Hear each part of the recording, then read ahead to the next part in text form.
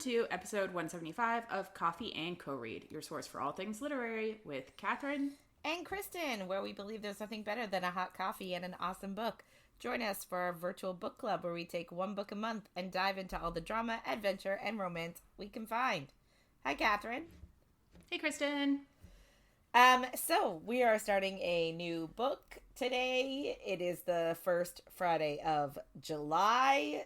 So, well, I guess happy Canada Day for us. Yes. We had Canada Day on Tuesday. And happy 4th of July to those in the United States. It is the 4th of July. So, hope it's happy. Yeah. Hope there's not too many fireworks. Yeah. Only that because every year there's so many people get injured with fireworks. And puppy dogs get scared. Oh, they do get so scared. Just want to cuddle them all.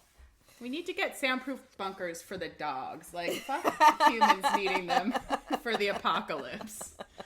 We need them for the dogs. Yeah. I agree.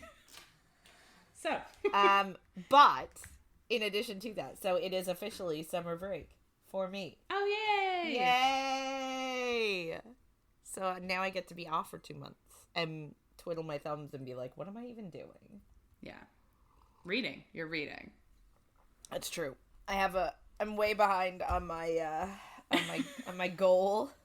Oh, your yearly goal. I thought you were saying you were way behind already on like your summer goal, and I was like, Kristen, it's been days. No. My issue is that like I don't really know what I've been in the mood for lately for reading. So I keep trying things on Kindle Unlimited and then I stop partway through. Oh my god. So I get 70% of the way done and I'm like, you know what? I don't like it. So then I stop reading it. So then that obviously doesn't count towards my goal. We should start counting pages instead. Like on Storygraph, you can put in like how many pages you've read of something. Because I'm the same way. I had Kindle Unlimited for a month and then canceled it. But I just had a deal for a month and I was like, I want to read a few books. So it just canceled and I had like 6 books that I was at like 70%. And I'm like, but I don't care. Yeah, like none of them are getting I don't care about the books. Yeah, none of them are getting me super invested, and like, I don't know. There was a couple that had potential, and then I got into them, and I was like, you know what? No. Anyway. Yeah. We can get more into our summer plans next week. Yes. But I guess this week, like always, we are with our new book. We always talk about like how we heard about this book or whatever. And this one is fairly boring. So we are reading the popular first book in a series called A Fate Inked in Blood by Danielle Jensen, right? Yep. Danielle L. Jensen. And this book has been sitting on my shelf for a long time. So I feel like it's been released for more than a year. And I think I got it like shortly after release and I've just had it sitting on my shelf. We went to the bookstore one day and I saw it there and I saw that it had very pretty like teal sprayed edges. And they were like sort of glittery and I was like, ooh. A sucker for a sprayed edge. I'm a sucker for a sprayed edge. So, yeah, I just bought it. And I've just keep looking at it. And I'm like, I need to read it. I need to read that. Yeah. But then, like, other things keep stepping over it in terms of, like, priority. Yeah, of course. So, I just haven't. And so I'm glad that we're doing it now because I'm being forced. Yeah. But I don't hate that I'm being forced. No, I know. Yeah, so it must have, I don't know exactly when it came out, but it must have been out for a while because the second book came out May of this year. So. Yeah. That's where I got my roughly a year figure because in my brain I was like, if the second one came out May 2025, I feel like the first one had to have come out last year sometime. Yeah. Can literally just look at the book, but struggle. Well, it just says copyright 2024. Yeah. Yeah. So I also own this book and haven't read it yet. I think... Sorry, pause. February 27th, 2024. Okay. Sorry. That's okay. Yeah, so I also own this book and haven't read it. I feel like this book and When the Moon Hatches are like similar color schemes. Yes. So I do look at both of them and say similar. They're completely different. I think I did. So she has another series, The Bridge Kingdom, and I think I got the first book on Libby once and then just didn't get around to reading it. So that's how I found the author, per se. She's also Canadian, so it does come up where I buy books at like Chapters, Indigo, that brand. It does come up as like a by Canadian author. So I think that kind of also has put her at the forefront for me specifically, because I do see that. But yeah, I haven't read anything by her, and this is both of our first time reading this book, which we rarely do. Yes, you're right. Normally, at least one of us has gotten into it before. Yeah. It has happened, obviously. But it is pretty rare over our 175 episodes. Yeah. But it's fun. It's fun to jump into like a new book that neither one of us really know what's going to happen, and like you guys can read along with us, and we're not going to worry about spoiling shit. Yeah, because there are none to be had. Well, I have read ahead, but oh, well, excuse me. But I don't know anything really. There is one thing that happens, and I can't wait till we get to it, because it's just Lord of the Rings. Yeah. So I guess we'll just get into it. So just a heads up, this is not a spoiler-free zone, and things might get saucy. They won't. Yeah. For probably a long time. No. I'm assuming. We don't know though. So yeah, we're reading A Fate Inked in Blood. I don't know why fate was so hard for me to say, but it is. By Danielle L Jensen, who is a Canadian author, and she wrote the Malediction trilogy. No, yeah, that's the word. You had it. Okay. It sounded too close to addiction, and I was like, I don't think that's right. But that trilogy was completed in 2017, and there's a novella or two. The Bridge Kingdom series, which is, there are currently 5 books, and book 6 is expected January of next year. So she's really like pumping out books, multiple at a time. And then the Dark Shores series with the 4th, and it seems like maybe last book is coming out August 2025. Some of these I was kind of not 100% sure about because I didn't want to Google too hard and spoil things. Right. Yeah. Well, geez. So if we like this book, that means we've got a lot of material to and move on to. Like, a lot of it seems like if that's the 4th book is the last one coming out in August, and like there can't be much more than 6 books in her other series. No, I can't imagine. I feel like the Bridge Kingdom is a more popular series than this one. Do you? I've definitely seen that around. And when I was Googling to see how many books were in the Bridge Kingdom, I did see a Reddit post being like, has anyone read any other books other than the Bridge Kingdom? And I was like, oh, is this one? But I don't know. It also could have been from before this series came out, because it's only been a year. So I don't really know. But we'll figure it out, I guess. So this book, A Fate Inked in Blood, is book 1 of the Saga of the Unfated series. And like we already said, the second book, A Curse Carved in Bone, was released in May of this year. And I think it's just a duology. Okay. AI did tell me that. And I know AI is sometimes not right. But I didn't want to Google too hard and spoil things for myself. So it would be really cool. I love a duology. I love, not having to wait for another book, knowing that after that it's done. Because I'm sure this is going to end in some horrific fucking way. And then I'm going to be mad, and I'm going to have to immediately read the second book. Yeah. But yeah. So this week, obviously, is week 1. We are reading chapters 1 to 10 today. Or this week. But today. So, like always, we start... I do find that, did you mention this week, or was it off the mic that you mentioned that, about how this book starts? I think that was off the mic.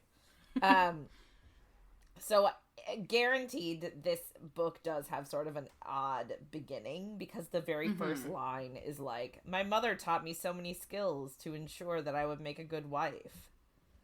And immediately we want to throw the book in the fire. Yeah, because ew.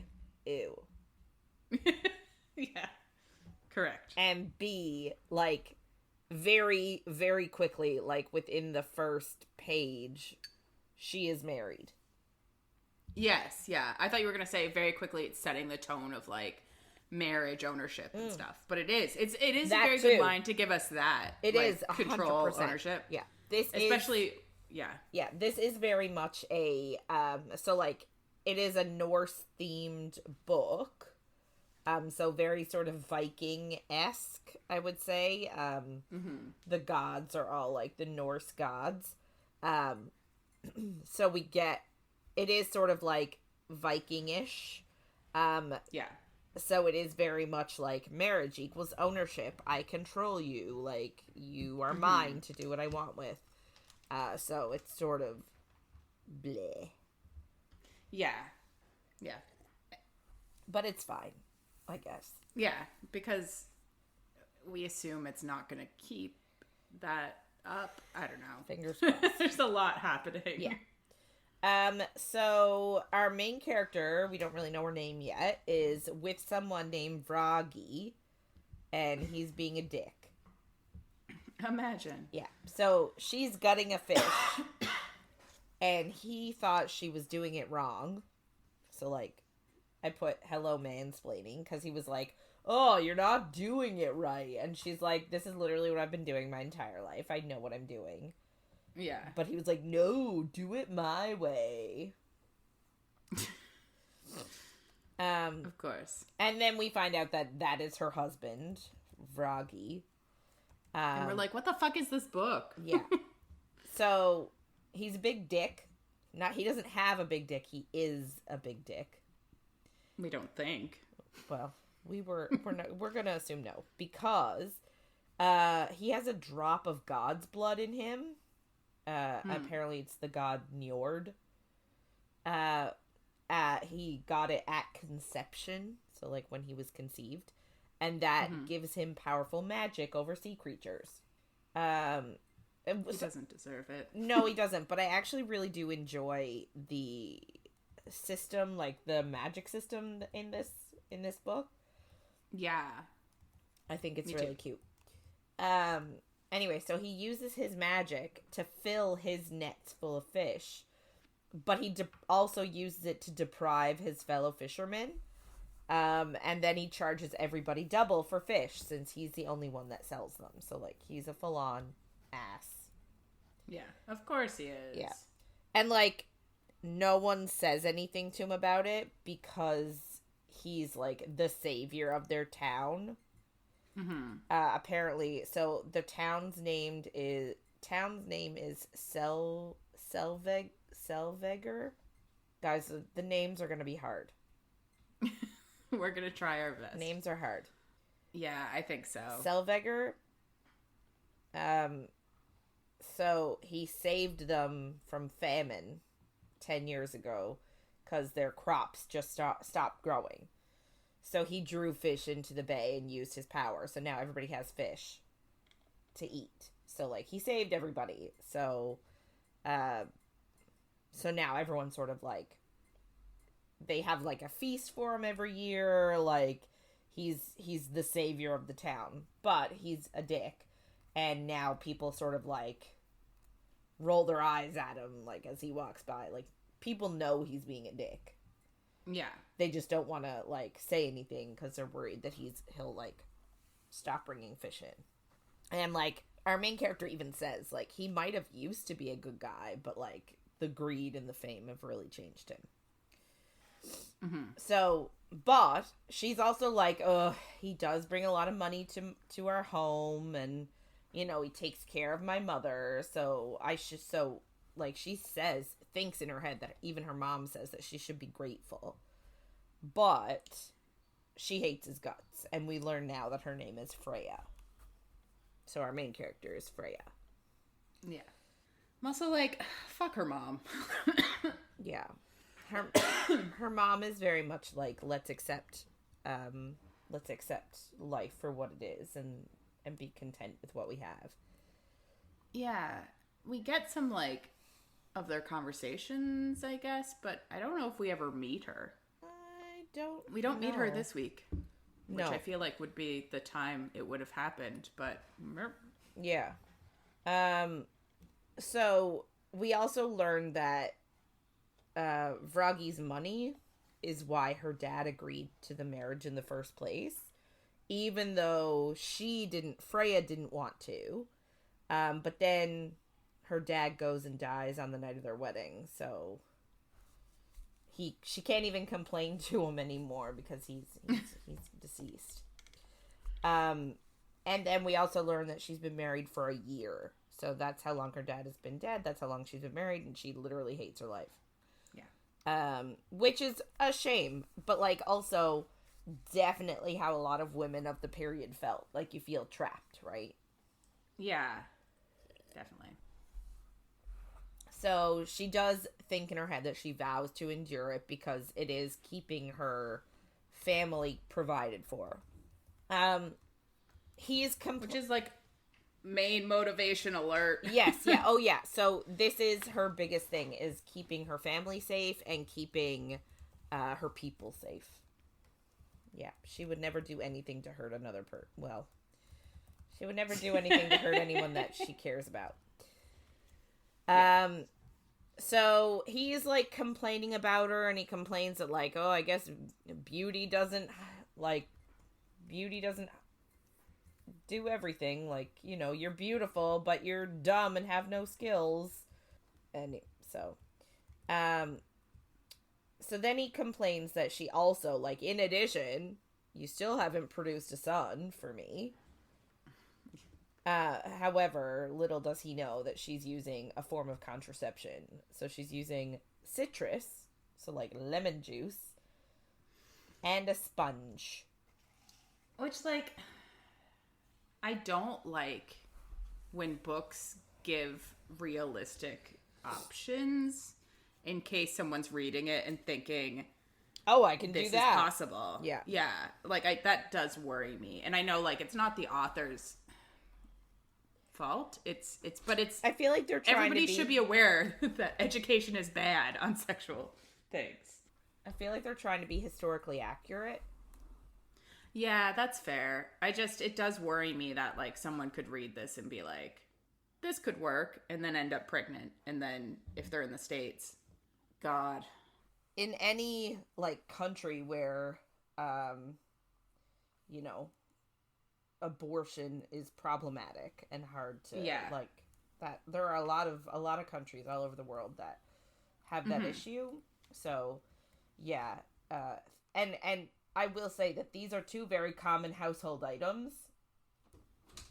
Yeah. So it's definitely not encouraging. We don't want to encourage people to think that these household items can prevent pregnancy, because even though they are in this book, it's not. And it works for a year. Yeah, it's not reliable. So it's like, yeah. I just prefer when they're like, and It's just magic because we have magic, so Yeah. But like I do wonder to the historical accuracy of yeah. And also, like, I do think the book is marketed at adults, I believe. I'm assuming. I don't really know for sure, but I assume it's marketed for adults. yeah, it must be. Not that, you know, an adult could be in a hard situation too and read it and be like, maybe I should try that. But yeah. Anyway, so yeah, she has been doing this method for a while. Apparently it's worked. She does say too that she sacrifices to the gods to like. Yeah, she does pray to a goddess to keep her from conceiving. So maybe that, like, maybe we can just put all the focus in that one. Yeah. So I guess she sort of like insinuates that maybe like he's the problem and like gets him pissed. And then he like sort of insults her and like pulls out his knife and like holds it to her throat. Because like he's getting really angry and he says like, maybe if you're not as pretty you'll develop like other skills. And I'm like miraculously being able to conceive, as if like taking out the part where she is actively preventing herself from getting pregnant, but like he doesn't know that. Yeah. So like he thinks that like this is a skill that she can learn, like how to absorb his sperm better. You know what I mean? It's just sort of like ridiculous. Yeah, 100%. But then she just says like, you know, if you cut me, you'll have to explain to the whole village that you cut your wife's face, like, because she was too pretty. And like they won't want to honor you anymore. And he's like, they wouldn't dare not hold the celebration. And she's like, no, you're right, they would, but like they would talk about you behind your back, and like his reputation, I guess, is everything. Even though he's like ripping people off, so like his reputation can't mean that much to him. But no, exactly. That's kind of what I'm wondering. I'm like, it can't mean that much. Like, how is this? I don't know. Yeah, I guess. But it does what, you know. He concedes then. But he says, oh, maybe you need to try harder. Like, I'm giving you too much idle time. So like, and I don't know if this is for all marriages, but at least for theirs, she is essentially like a servant. Yeah. So she's thinking in her head, she's like, idle time, like, yeah, when I'm sleeping is my idle time. So he goes over to the ocean and he uses his magic to bring a bunch of fish on shore for her to gut, and then he leaves. He's like, this should take up more of your time. Can you imagine? I know that the past was like this. I know. But I would have been murdered because I can't stop myself from getting overwhelmed and just like losing my mind sometimes. So like, I just can't, like, I would be murdered because I can't shut the fuck up. My issue is that I'm too sarcastic and opinionated. I wouldn't be able to keep my mouth shut. Yeah. Sort of like her, actually. Like, she just says stuff. Yeah, and I wonder if, like, maybe it is about her mother training her and, like, that makes it a bit easier. Like, I don't know. It's a different time. You would be living a different way. Like, I'm sure we would have adapted differently or grown up differently. But I just can't imagine. Yeah. And it's sad. It is sad. So, I will just say, I did a quick search that it is a historical contraceptive method to soak sponges in lemon juice, and then you insert them into the vagina, and that is a common contraceptive in the Mediterranean for more than 300 years. And based on these records, a study, this is from like a website, a study in 2016 looked at the effect lemon juice had on sperm and found that semen mixed with lemon juice in fact did become immobilized. Yeah. It can't be great for your vagina. Well, it does. So it does say, while lemons may have some natural spermicidal properties, we don't recommend putting lemon juice in your vagina. So like, because like she's been doing it every day for a year. I'm like, the pH down there has got to be fucked. Yes, yeah, absolutely. So don't do it. No. But I'm just saying it was a historically accurate method. Yeah, and I also just looked it up, and this is a adult fantasy book, which makes me feel a lot better about it. But I do know there are still adults who like haven't learned like sexual education. Yes. And could read this and yeah. 100%. So, you know. And also young adults read adult fantasy. Yes. Saying that it's adult does not stop teenagers from reading it. No. Anyway, that's our side quest for today. Is it safe?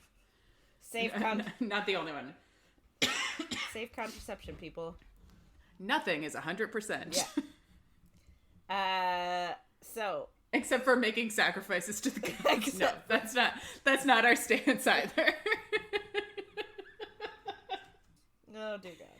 But like a little bit. Yeah. Okay, so he pulls up all these fish and he walks away. And she just has like a flashback to a time when he did this before, but with a whale. He beached it. And like everyone thought, okay, he beached the whale, they're gonna kill it, and then divide it up and we'll eat. But no, instead, it's, a whale is an intelligent mammal, so he beaches it. He let the whale work its way back into the ocean, took it out, beached it again, let it work its way back to the ocean, and kept doing that over and over and over again, torturing it until Freya's brother came in and killed the whale, and then they all butchered it and ate it. So, like, we're really getting that this guy is a real piece of shit. Yeah. Like, he's not just a bad man because he's a male of this time. He's a bad man because he's, like, sadistic and enjoys hurting animals. Yeah. So she goes over and essentially just starts throwing the fish back into the water so they don't waste them. Because she's like, they've already caught more than enough to sell. And if she actually were to butcher all these fish, they would just rot. And which I do. I love that she's throwing them back. Yeah. Now, obviously, there's so many, so she doesn't get to all of them in time. But of course. She tried. I appreciate that. Yeah. So she finds a fish and she throws it back in the water and accidentally hits, like, this hottie in the face with a fish. What is this hottie doing? I also wonder what he's just in the water. But, like, she's been there throwing, presumably, hundreds of fish back, or at least dozens of fish back into the water. Like, did he not notice her? Did or she has not he just notice been watching him? her? Like, what? Yeah. I don't understand. Where did her husband not notice him? Like, I'm just so confused. Well, I'm assuming he came upon Freya after the husband left. Yeah. But, like, at the same time, I still wonder, like, why? Why is he in the water? Like, I understand him, like, coming, like, walking up to her, maybe, but, like, so this is sort of why, like, I sort of read this bit, and I was like, oh my god, maybe he is the water god guy. Yeah. That was my immediate theory, because I was like, he's pissed at this guy for, like, misusing his magic that he gave him, and he's about to, like, rain hell, but then he finds her hot, and he's gonna, like, kidnap her, and then, like, it's gonna be, like, one of those kidnapping, but I find you hot and attractive scenarios. That's where my mind went with this book. I love it. I like this thought. Spoiler alert. It's not where it goes this week. But that's where I wanted it to go. Yeah. I get that. Anyway, so, like, he's just randomly in the water for no reason that we don't know. And he's got, like, tattoos, and she says he has some sort of an accent, which I don't, like, I don't know what kind of an accent. She just said he has a little bit of an accent. But if you read the audiobook, they all have accents. Oh, do they? So she thinks he's hot, but she does worry that he's from Nordland. Nordaland? And, like... I avoid using any of the words as much as I could. Oh, okay. Anyway, so she's worried that, like, oh, maybe he's, like, a pillager and has brought people, and, like, he's here to distract her while his people go and pillage the town. And she says, like, oh, what if you're a pillager? And he's like, yes, because, you know, that's my goal. My goal was to distract the pretty woman down by the bay, down by the beach, while everybody else, like, they're just sarcastic with each other in a flirty way. Yeah. And of course she's drawn to him, and of course he calls her beautiful. And he jokes that, like, he wants to kiss her, but, like, she's married, so she's like, I'm married. And then he's like, well, who's your husband, so that I can kill him and bed you properly. And I was like, yay, he's gonna kill No, him. me too. And she's like, no, don't. Even though in her head she's like, yes, please. Yes. So he, like, climbs out of the water and starts to, like, walk, and he just miraculously has a horse there too. I'm just like, I'm so she's so oblivious. Like, is that what we're going with? Like, how is she so oblivious? Hop in the water for a bath? I don't understand. He must have. Anyway, so he, like, is walking to his horse, and she asks where he's going. And he's like, oh, I have business with the Jarl, with Jarl Snorri. And, like, I'm not 100% sure, like, I assume the Jarl is, like, the leader of the town. It's what it seems like. She asks, like, oh, do you ride with the Jarl? So, like, are you one of his men? And he doesn't really say yes or no. He just gets on his horse and rides away. He does say something that I don't 100% remember what it is, but it's a non-committal. I think he just says, like, something like that. Yeah, something non-committal. So I'm like, why was he in the water? I don't understand. Like, did he swim did he, like, have a horse? I just don't understand any of it. Anyway, so he gets on his horse. Can he call a horse to him? Yeah. So she finishes up with the catch that they have, loads it onto a cart, and then she has to take 2 fish to her mom. And she just thinks to herself that she really hates her life, and she wants more. But she knows that she can't have more, and she needs to learn to, like, be content with what she does have. Mm-hmm. But, like, it's really hard when you hate your husband, I guess. Yeah. It's a bad situation to be in. It's a terrible situation. That's just for her. really... Well, she's essentially being abused.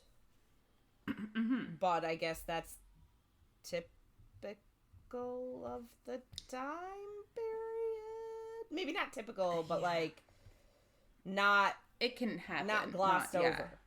Like people didn't care about it as much. Mm-hmm.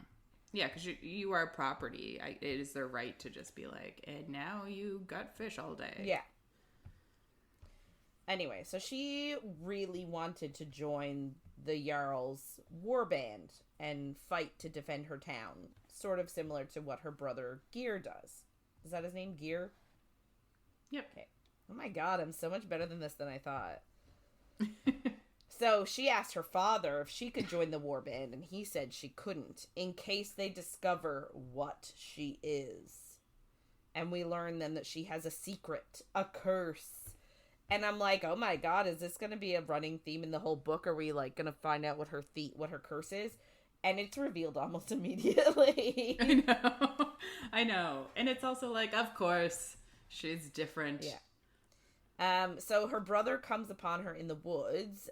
They've actually haven't seen each other in months, because he's been out on raids. So he knows that she's unhappy in her marriage, but she's sort of being playful with him, and he's, like, sort of not, he doesn't want to go there. He just reminds her, like, we aren't children anymore.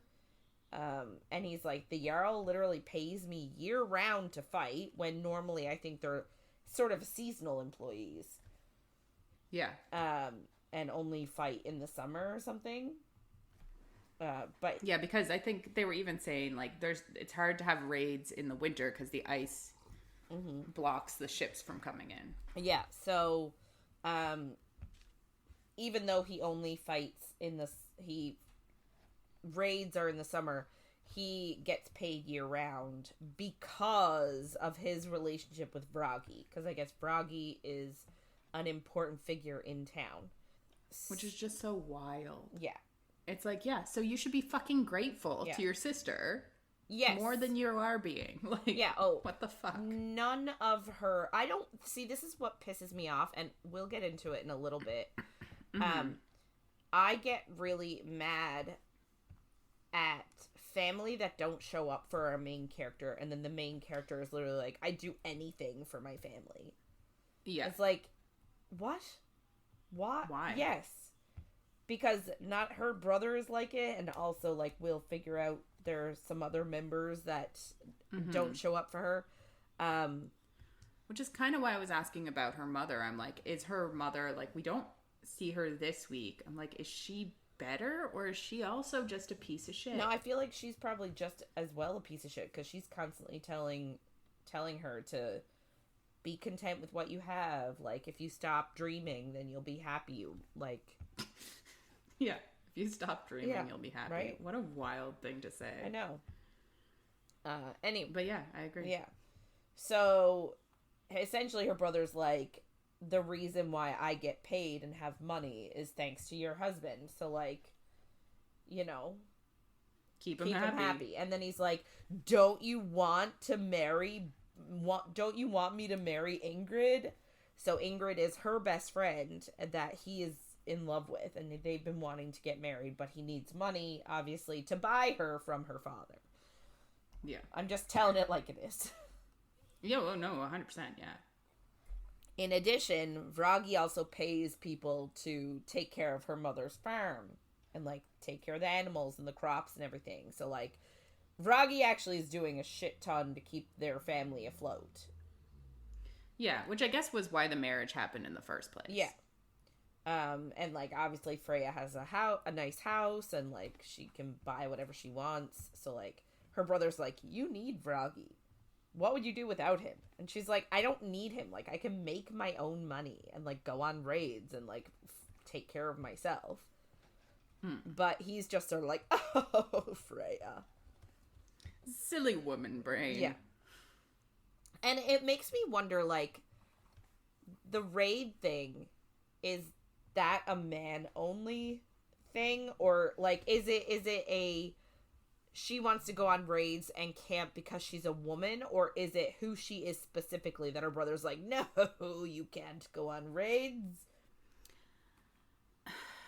It can't be, like, historically, I'm not sure, because I do think that, like, I have a vague notion based on the place near us that's not that near us, Lancet Meadows. Yes. Based on Lancet Meadows. I'm like, I feel like women did fight too, based on just nothing.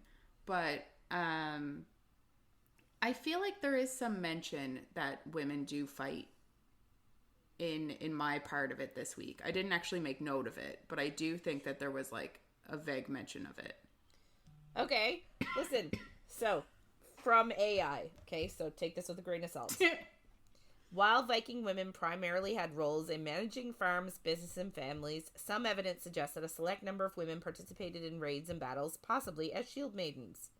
Oh, they interesting. fought alongside men, and their involvement is supported by archaeological finds and literary sources. Is this AI just derived from this book?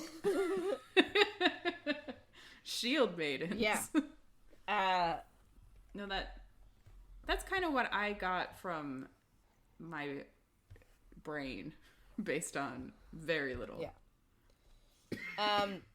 Anyway, so her brother, like, told her sort of at the beginning of the conversation that her husband Vragi and the Jarl are meeting in town, and she's like, oh, I wonder what they could be talking about. And he's like, what else? Fish, like, you know, because what else would you talk to Vroggy about?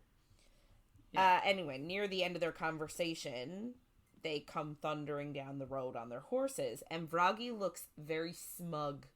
And the warrior that she hit with a fish in the face, he's the Hottie from the beach. He's there too. Hottie with a body. Hottie with a body.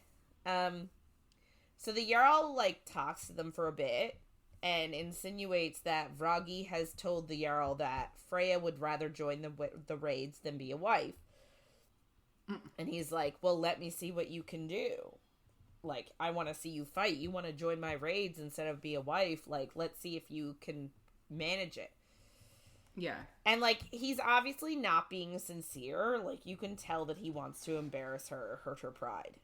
It was a bit confusing. I was like, what the fuck is going on? What's the point of this? So Gear, her brother, doesn't want her to do anything. Like, he's like, no, please, Jarl. Like, she'll get hurt. Just, like, let her go, whatever. He tries to, like, tone down her skills and be like, oh, she only knows about gutting fish and doing things at home. She doesn't know anything. But the Jarl's, like, insistent, like, that he give her a blade and for her to showcase her skills. So, this Jarl, Snorri, which is a terrible name, commands... I love it. So Snorri commands his son Bjorn to fight Freya. Bjorn is his son and heir and actually has a drop of blood from the god Tyr. And she's like, oh my god, like, Tyr is the god of battle. Like, he's the god of war. So, like, that means that... What is she gonna do? He is, like, he himself, this Bjorn guy, is like a god on the battlefield. Also, Bjorn is the guy from the beach. The Hottie with the body. Hottie with the body. And, like, Freya is freaking out internally. She's not letting it out, but she's like, oh, shit. Like, this is way beyond my skill level. And Bjorn's like, I don't want to fight a fishmonger's wife. Like, come on. Don't make me do this. And he's also like, I was just flirting. Yeah. He doesn't say it, but he's like, I just told her I'd kill her husband because I wanted to sleep with her. Yeah. I don't want to kill her. Yeah. So he whispers the name Tyr, and then his axe lights on fire, which is fun for him, I guess. And he just doesn't understand what his dad wants to accomplish. And neither do I. Yeah. And at the beginning, at this point. No, we don't. He, like, sort of makes her trip and fall, and he's like, oh, there, look, she can't fight. We're done. But Snorri says, like, no, I actually want you guys to fight. And he's like, okay, are we fighting to first blood then? And his dad says, no, you're fighting to the death. Which is just wild. I'm like, what the fuck is happening? Yeah. Like, this guy has an axe from the gods. She has zero chance. Yeah. And, like... And she even gives up in her head during the fight. She's like, I am going to die. Yeah. And, like, credit to Bjorn. He's like, this is ridiculous. And he says it out loud. He's like, this is ridiculous. You want me to fight and kill a woman just because Vroggy wants a new wife. Yeah. And yep. Bjorn is, like, really not happy about it. But his dad just says, if you refuse, you will be exiled. You will not be my heir anymore.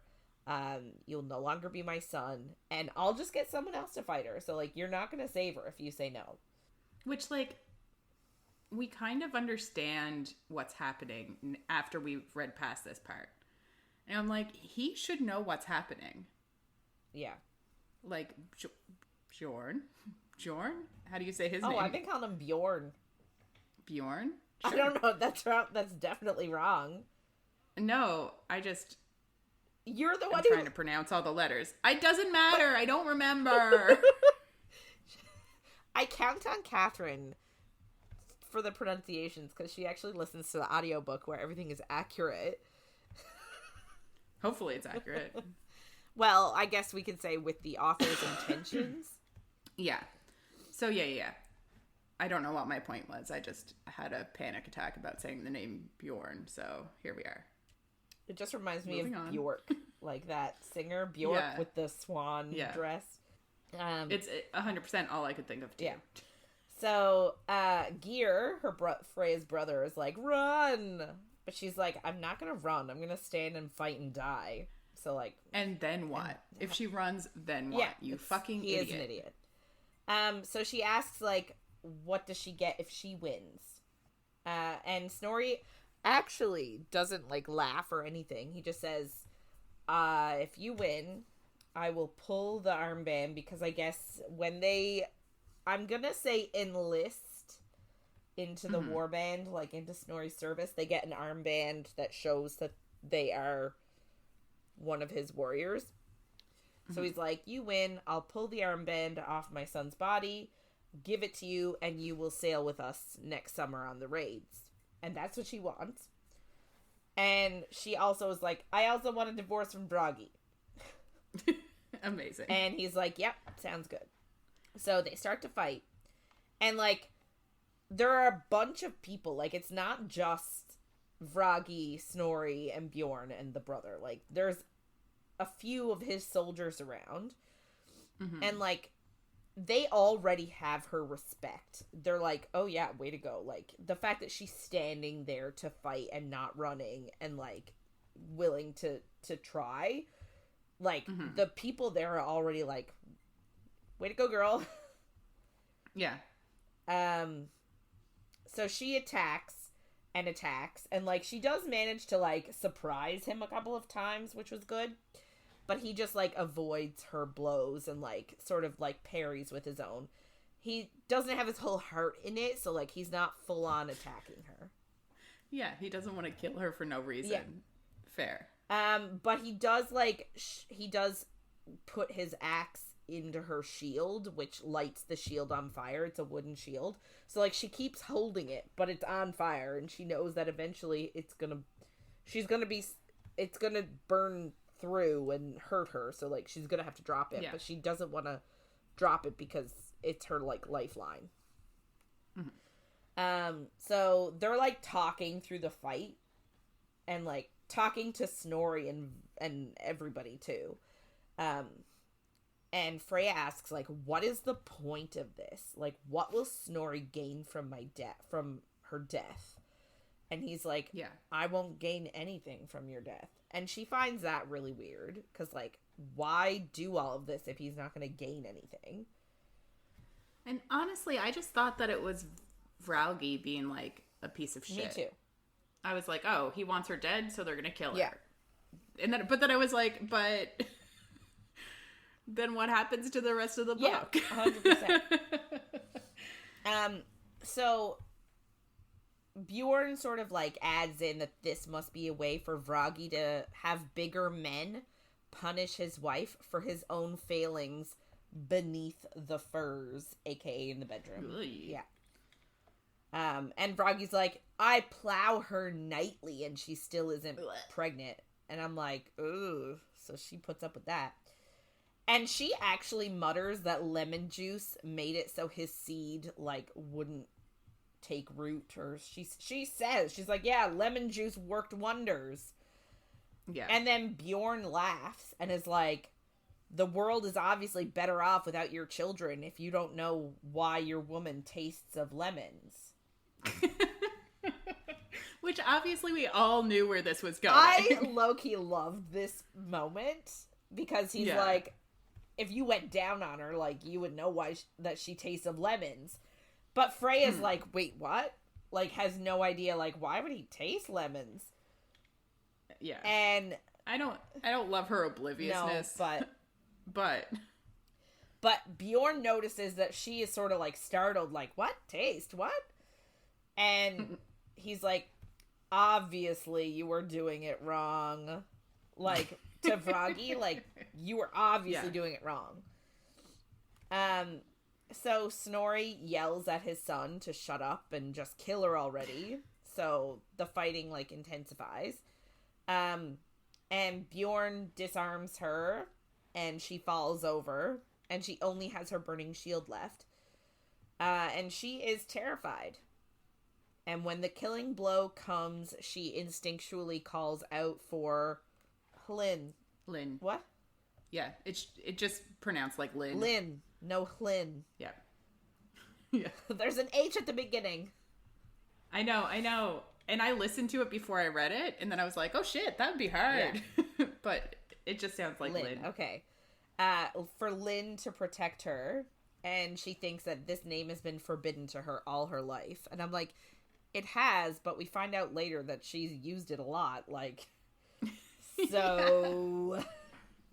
But it's also, like, she was really like, I'll die honorably, yes, and everything is fine. Yeah. And I was like, okay, I guess she's ready to die, and then something's gonna happen. But then she's just like... I don't want to. Nah. Yeah.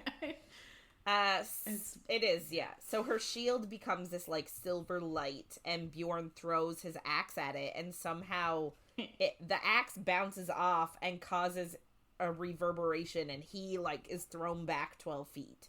So, that's fun. Yeah. So he, like, and for some reason, him being thrown back 12 feet and hitting a tree and cracking it, he still can get up and is fine. And it's God's blessed. Yeah. And he says out loud that she is the shield maiden. And we don't know what that is, but...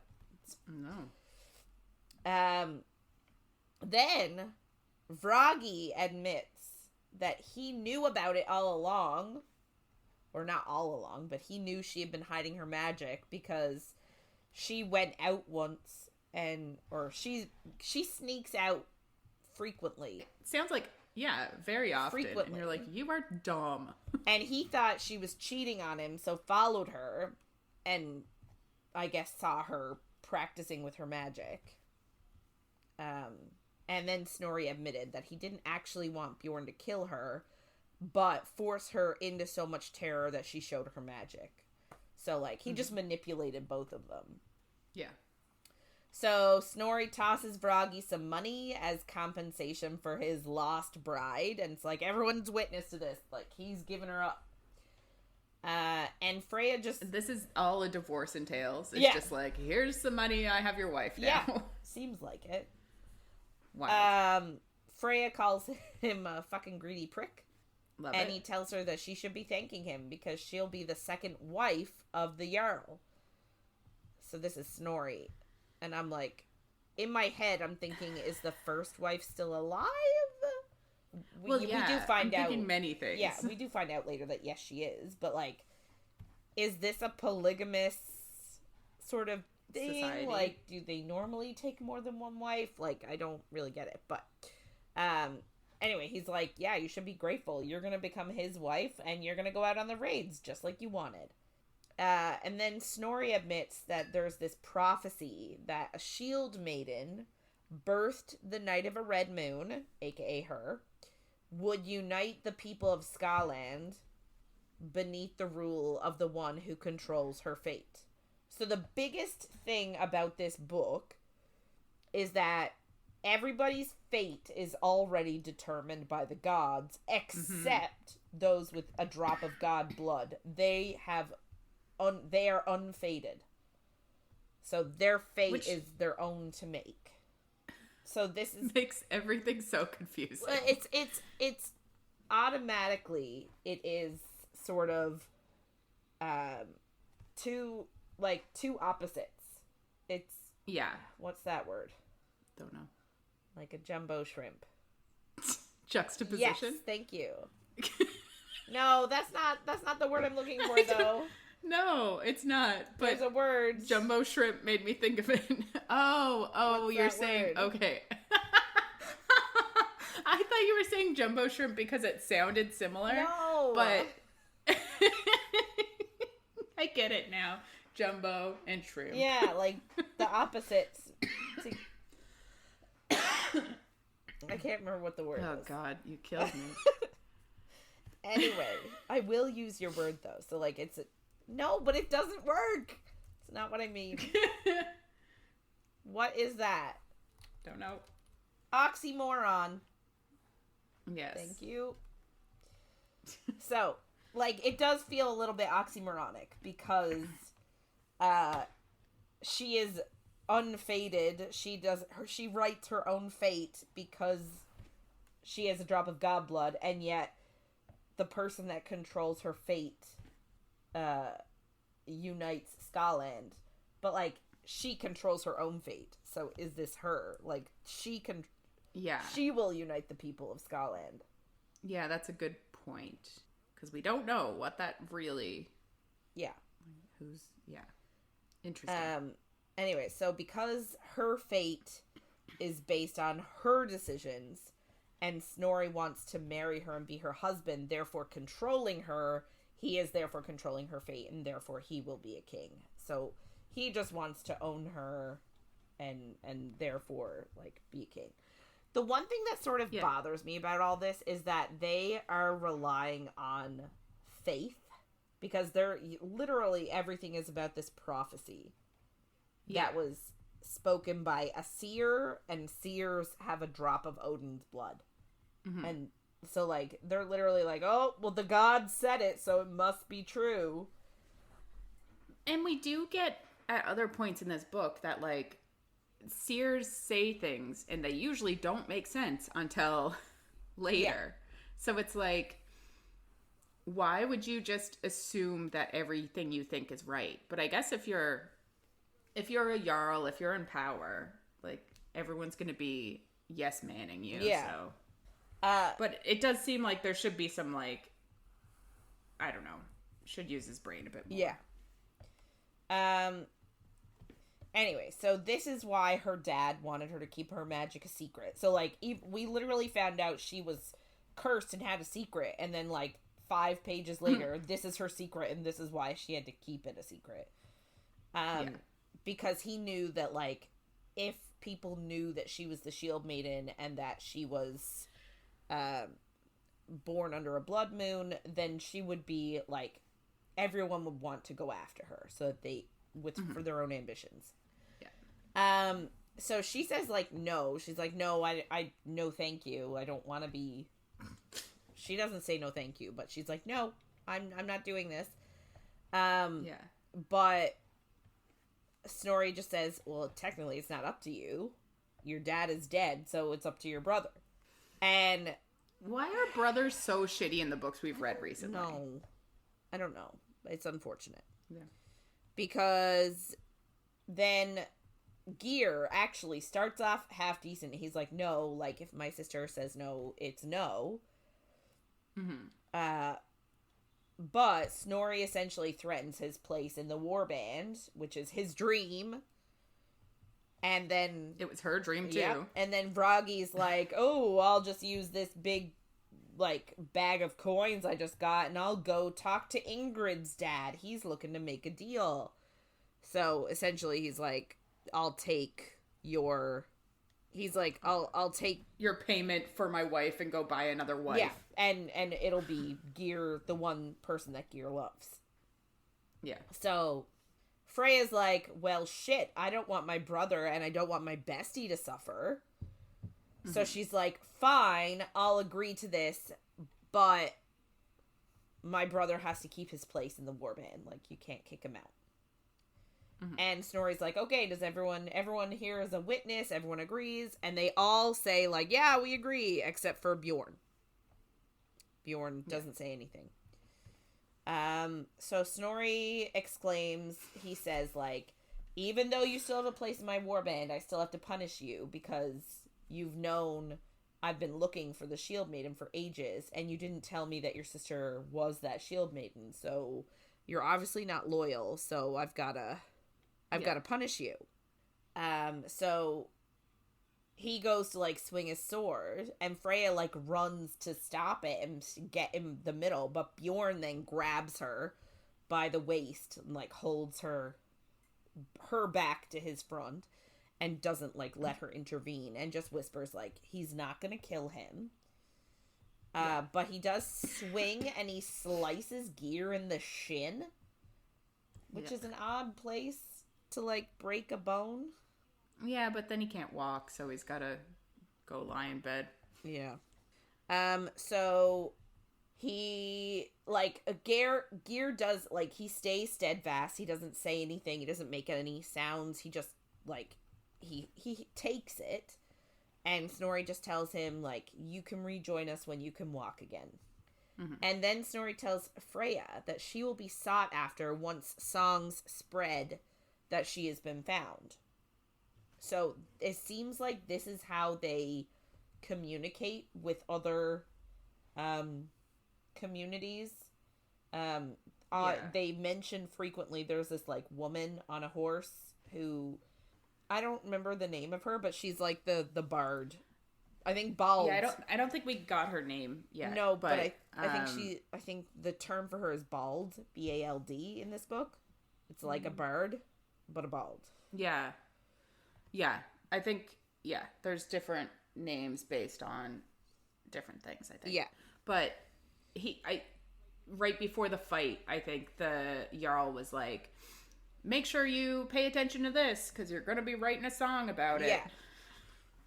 So it seems like she writes the songs and spreads them out, and then that's how people find out that things have happened. Mm-hmm. So he says, he's like, everyone's gonna know I found you, and they're all gonna want you, so I'm gonna place soldiers with your family so nothing happens to them. But she very much takes that as a threat of, like, she needs to comply. I own you. Well, she needs to comply with what he wants, or else, like, he would order the soldiers to hurt her family. Mm-hmm. And then Vragi taunts, like, oh, well, you're hurt, Gear, at least now I'll make it to Ingrid's house before you. And they sort of thought that her, I guess their own issue, but Freya sort of thought that by agreeing to marry Snorri, that Vragi would leave Ingrid alone. I don't know why. I don't know. They did not make that as an agreement, but no. So, like, Gear is yelling, and, like, I guess he's trying to, like, crawl after him because he can't walk. He broke his leg. He's like, leave her alone. Leave Ingrid alone. And Freya is like, that's my best friend. Like, oh no, we can't have this happen. Like, that would make both her and my brother, like, unbearably heartbroken. So she headbutts Bjorn, and he lets her go. And she's just looking for any sort of weapon. So she grabs his axe and throws it and gets Vragi in the back of the head and kills him. However... Amazing. Love it. Yeah. However, his axe, like, burned her really badly. Because it's on fire and she just grabbed it. And, like, on top of that, it is a... it's a god weapon. So, like, nobody really can touch it except for Bjorn. The one with that god's blood. Yeah. So she feels this pain in her arm and her hand, and Snorri is, like, pissed off, and she's like, oh shit. But he's not pissed off that she killed Vragi. She's pissed off that she touched Bjorn's axe. And he's not pissed at her, he's pissed at Bjorn for, like, not keeping a closer hold on her. Yeah.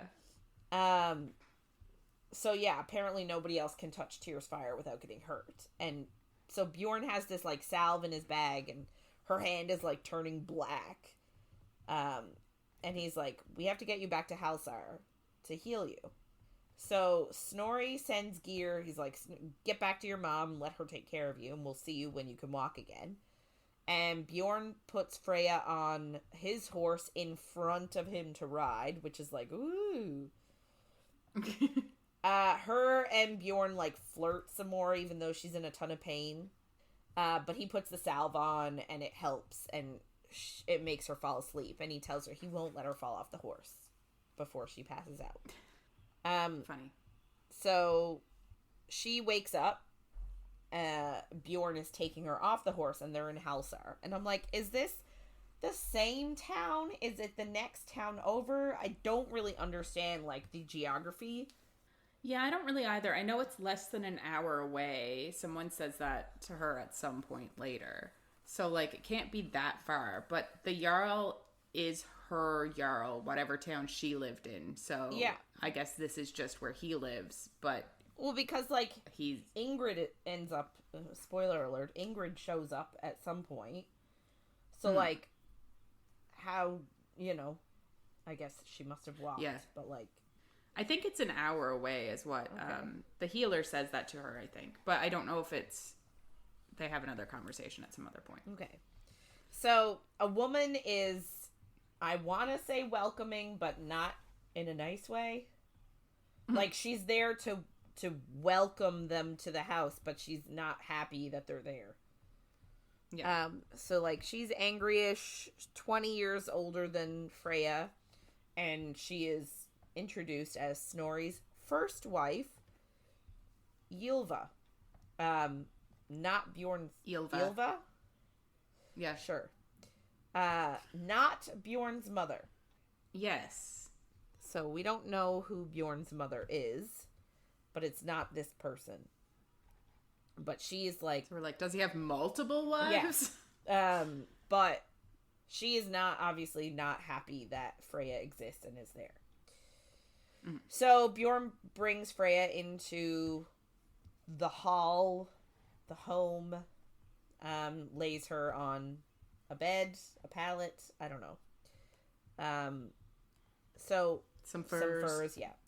So, while waiting for the healer, Freya asks why Bjorn let her go so she could attack Froggy, because I guess she noticed, I don't know how, it was a split-second thing, she noticed that he didn't keep hold of her. Like, she snapped back and hit him in the head, like, with her head, like, hit him in the nose. But she, for some reason, is like, oh, you obviously let me go. Yeah, she assumes that he's more skilled than that, I guess. I don't know. And he's like, no, I didn't. And she's like, come on, dude. And then he's like, yeah, okay. Like, obviously, Froggy was a piece of shit, and you needed revenge. And she was like, he was like, although I did think you were just gonna, like, go over and beat him up, I didn't think you'd grab my axe and, like, throw it into his head. Fair. So then the healer comes in. Her name is Liv. And it's actually, so this sort of, I included this because it sets the tone for Ylva. So she's like, what's your name? And then Ylva comes in and says, her name doesn't matter because she's the shield maiden and will make Snorri king to Scotland. So we already know that Ylva is going to be like a bitch. Huge bitch. Yeah. So Liv sends Ylva away to make an offering for no real reason except to just like get her out of the way. Which, yeah, I love it. And then she uses this flower dust on Freya for the pain. And it's sort of similar to, like, when you go to the dentist and they give you, like, that stuff and you're all loopy and you're just saying weird things. Laughing Yeah, gas so it's like that something for her because she starts to be really honest. And she tells Bjorn that he has a beautiful face. And she also says she would like to... ... Like, he actually makes her stop talking so that she doesn't embarrass herself. So Liv wraps her hand and asks Ear to heal her, but nothing happens. And then Bjorn cuts in to Ear and says, don't be like that. Someone deserves punishment, but it isn't Freya. So then the moss grows on her hand. So it seems like these guys have, like, a very relaxed relationship with the god Ear or goddess or whatever. Like, just the way he speaks, it makes it seem like he's spoken to Ear before. Yeah, I get what you're saying. So she is sleepy and she is gonna pass out, but she hears Liv and Bjorn talking, and Liv reminds Bjorn that Freya's arrival means war, and, like, Liv's not happy about it. So then she leaves. And Freya, like, manages to stay awake long enough to ask Bjorn why Liv is, like, mad that she's there. And what... Mad about war. Why is she mad about war? And she's like, why does my arrival mean war? And Bjorn explains that the prophecy says that she will unite Scotland under one king. And he's like, usually that's achieved through violence. And Lynn is a goddess of war. But she also protects. And that Freya is unfated, so nothing is set in stone. So essentially he's like, technically, violence is the answer, but it doesn't have to be if you don't want it to be. Mm-hmm. So, the next day she wakes up, and she isn't in pain anymore. I assume it's the next day, actually. I don't actually know, but she wakes up sometime later. And Snorri comes in and takes the moss off her hand. Her skin has grown back, but it's scarred, and it has no feeling. And he tells her that it's ugly, but the seer didn't say she had to unite Skaland with her looks. And I'm like, it's literally just her hand. It's not her face. I know. And, like, it's the palm of her hand. It's not even, like, it's very easy to keep it, like, I don't know why you would feel the need to hide it, but, like, it's literally just the palm of her hand. Yeah. It's a bit silly. And, like, Liv literally had said, she was like, once the moss grew, she's like, Ear is healing you, but how Ear decides to heal you is up to Ear. Like, they could heal you so that your skin is brand new and, like, smooth, or they could give you an old crone's hand. Like, you take what you take what you get, and you don't get upset. Yeah. Right? So, like, yeah, the fact that Snorri's like, ugh, it's ugly, but I guess you don't need it to unite everybody. Like, and he makes her feel like shit. Yeah. Anyway, so he tells her to call Lynn's magic. I guess he wants a demonstration, and she's like, what if I can't? And he essentially threatens her family again. So she picks up a shield and calls on Lynn, and the shield lights up like it did before. And she asks how her ability to protect herself in battle will make such a difference so as to make him king. And I have to agree, like... Oh, 100%. Her power, like, we've learned that Lynn is, like, a minor deity.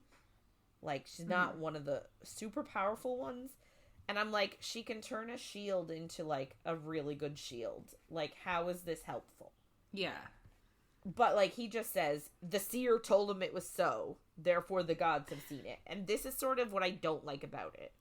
It just feels like, oh, you know, because the seer said so, and that's why. And I'm like, that's not a good enough reason for me. Like... No, and... Yeah, I do agree with her being like, what the fuck am I supposed to be doing? Yeah. And also, she has, like, free will in this world, so, like... It just means that she could be making the wrong choices, really. Yeah. It's just, it's a dilemma. She sort of makes this, like, sort of rude comment, like, how do you know the gods were talking about you? Like, how does, you know, maybe it's not you that is destined to be king. And then Ylva comes in and tells her that the seer told the prophecy directly to Snorri and just calls Freya ignorant. She's so annoying. And then she reminds her that once Snorri is married to her, he will control her fate because he will control her. Therefore, the wedding needs to be today. I was like, what the fuck is going on? Yeah, I know. Like, they can't get married. And Snorri's like, oh, we should wait for Frigg's day so the union is blessed, but Ylva is worried someone else will come and steal her. So she's like, all of Skaland needs to know that Shield Maiden belongs to you. And, like, Freya just feels like I say chattel, but, like, just sort of feels like a farm animal being, like, traded. Yeah, which is... valid. What's happening. Yeah. And just, like... It is... I just feel like it's really weird to have this conversation in front of her, about her, as if she has no... Yeah. And, like, I know she doesn't have any free will, which is really sad, but, like, it just feels odd. Yeah. Agreed. Anyway, she's thinking about, like, how she's gonna have to, like, have sex with this guy and really doesn't want to. But, like, then Snorri starts apologizing to Ylva for having to marry her and that it's an insult to Ylva and that she's the greatest thing in his life. So, like, genuinely, we see that, like, Snorri and Ylva actually do have, like, a really compatible marriage and, like, they actually do care for each other.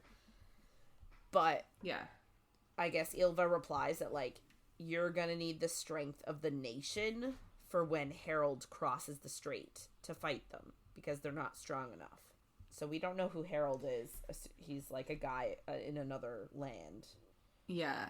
I do feel like this moment, I was like, oh, maybe I don't hate Ylva so much. Like, I understand where she's coming from, but she doesn't get any better. And I hate her even more. No, but at the same time, like, she says, like, we have to do this for the good of our people. So, like, for both of them, Snorri and Ylva, they are, like, bringing Freya into this marriage because they feel like they have to, not because they want to. Yeah.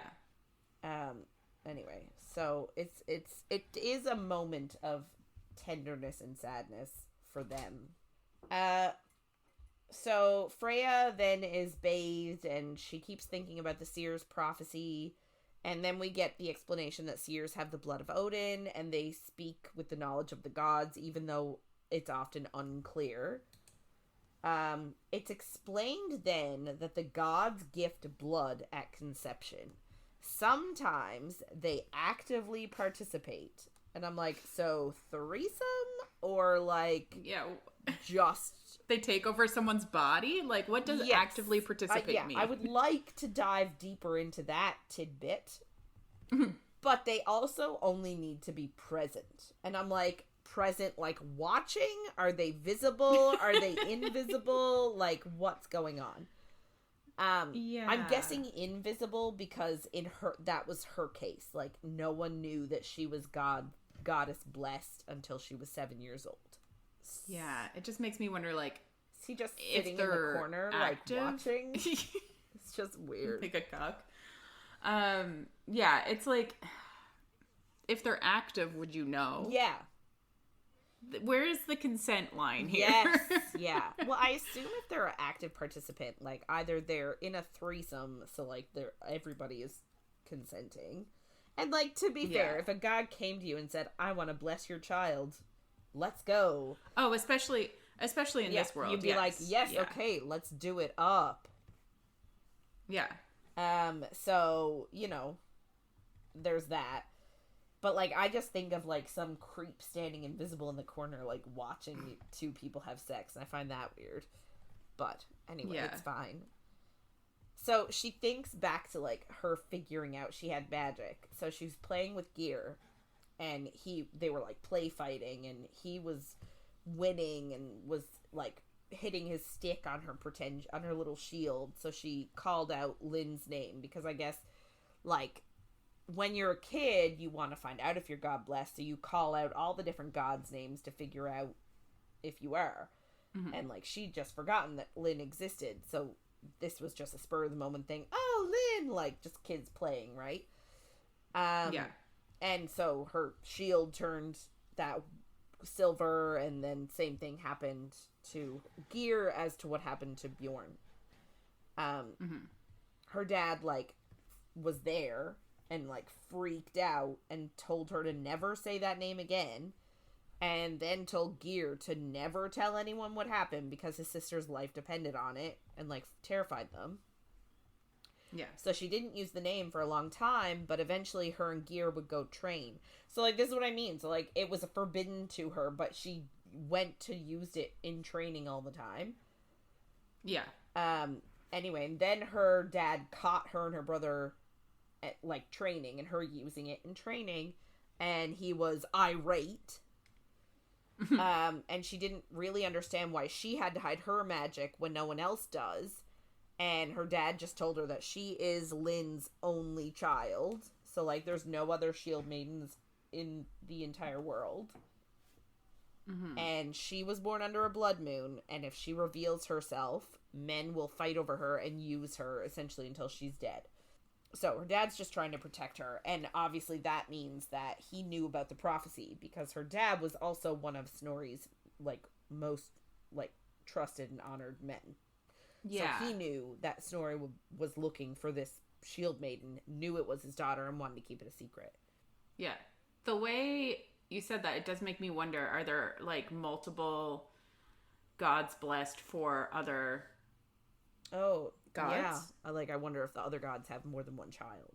Yeah. It seems like it. Like, it doesn't... I don't know, but we don't know.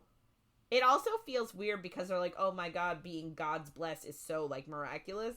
And there were 3 of them living in this town. Yeah. So, like, It's one of those things like where, oh, mates are super rare, and then they all end up mated. It's like that. Oh, being godless is super rare, but there's 3 in this town. Anyway. Yeah.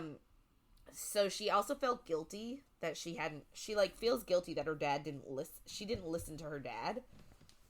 But then she's like, if I did, like, because she was going and using her magic in the woods, and, like, Vragi followed her, so, like, she was like, oh, if only I'd listened to my father. But then she was like, wait, if I listened to my father, I'd still be married to Vragi. So, like, ew. Yeah, which, this might be shitty, but it's maybe a bit better. Yeah. So the servants are, like, bathing her, and they get her out of the bath, and they do her hair, and, like, they're discussing her hand and how it got injured, like, grabbing the axe, and someone's like, oh, you know, I'd totally grab that axe if I could ride in front of Bjorn's horse, like, if I could ride in front of Bjorn on a horse, and, like, they just talk about how hot he is, and she thinks, like, oh, shit, she remembers everything she said to him, and she's really embarrassed. And, like, even though she's about to be his dad's second wife, she can't stop thinking about him. His stepmother. Stepmother, yeah. So they put her in this, like, white wool dress and leather shoes and fancy jewelry. Ylva puts the bridal crown in her hair, and they give her gloves to hide her hand. And she knew that she would need to be numb to say what she needs to say to get through this ceremony and save her family. Sad. But, yeah. So, she walks outside already, and it's all ready, not already. All ready for the wedding. Yeah. They really pull it together quickly. Yeah, they really do. And it's snowing outside, and the people of Halsar are just, like, watching her. And I'm like, did they just, like, go out with a herald and say, wedding, get out of your houses? Come like, on. Come on. But she notices that they all look pissed. And Ylva tells her it's because they don't know her power. And also because this is an insult to their lady Ylva. So, like, they're pissed because of that. And then Ingrid just appears with a sword, and Feyre wonders if she's there to tell her not to do this. And then guards just grab Ingrid, because if you go up to the bride with a sword, you're going to get grabbed by guards. Like, it just seems obvious, but... Yeah.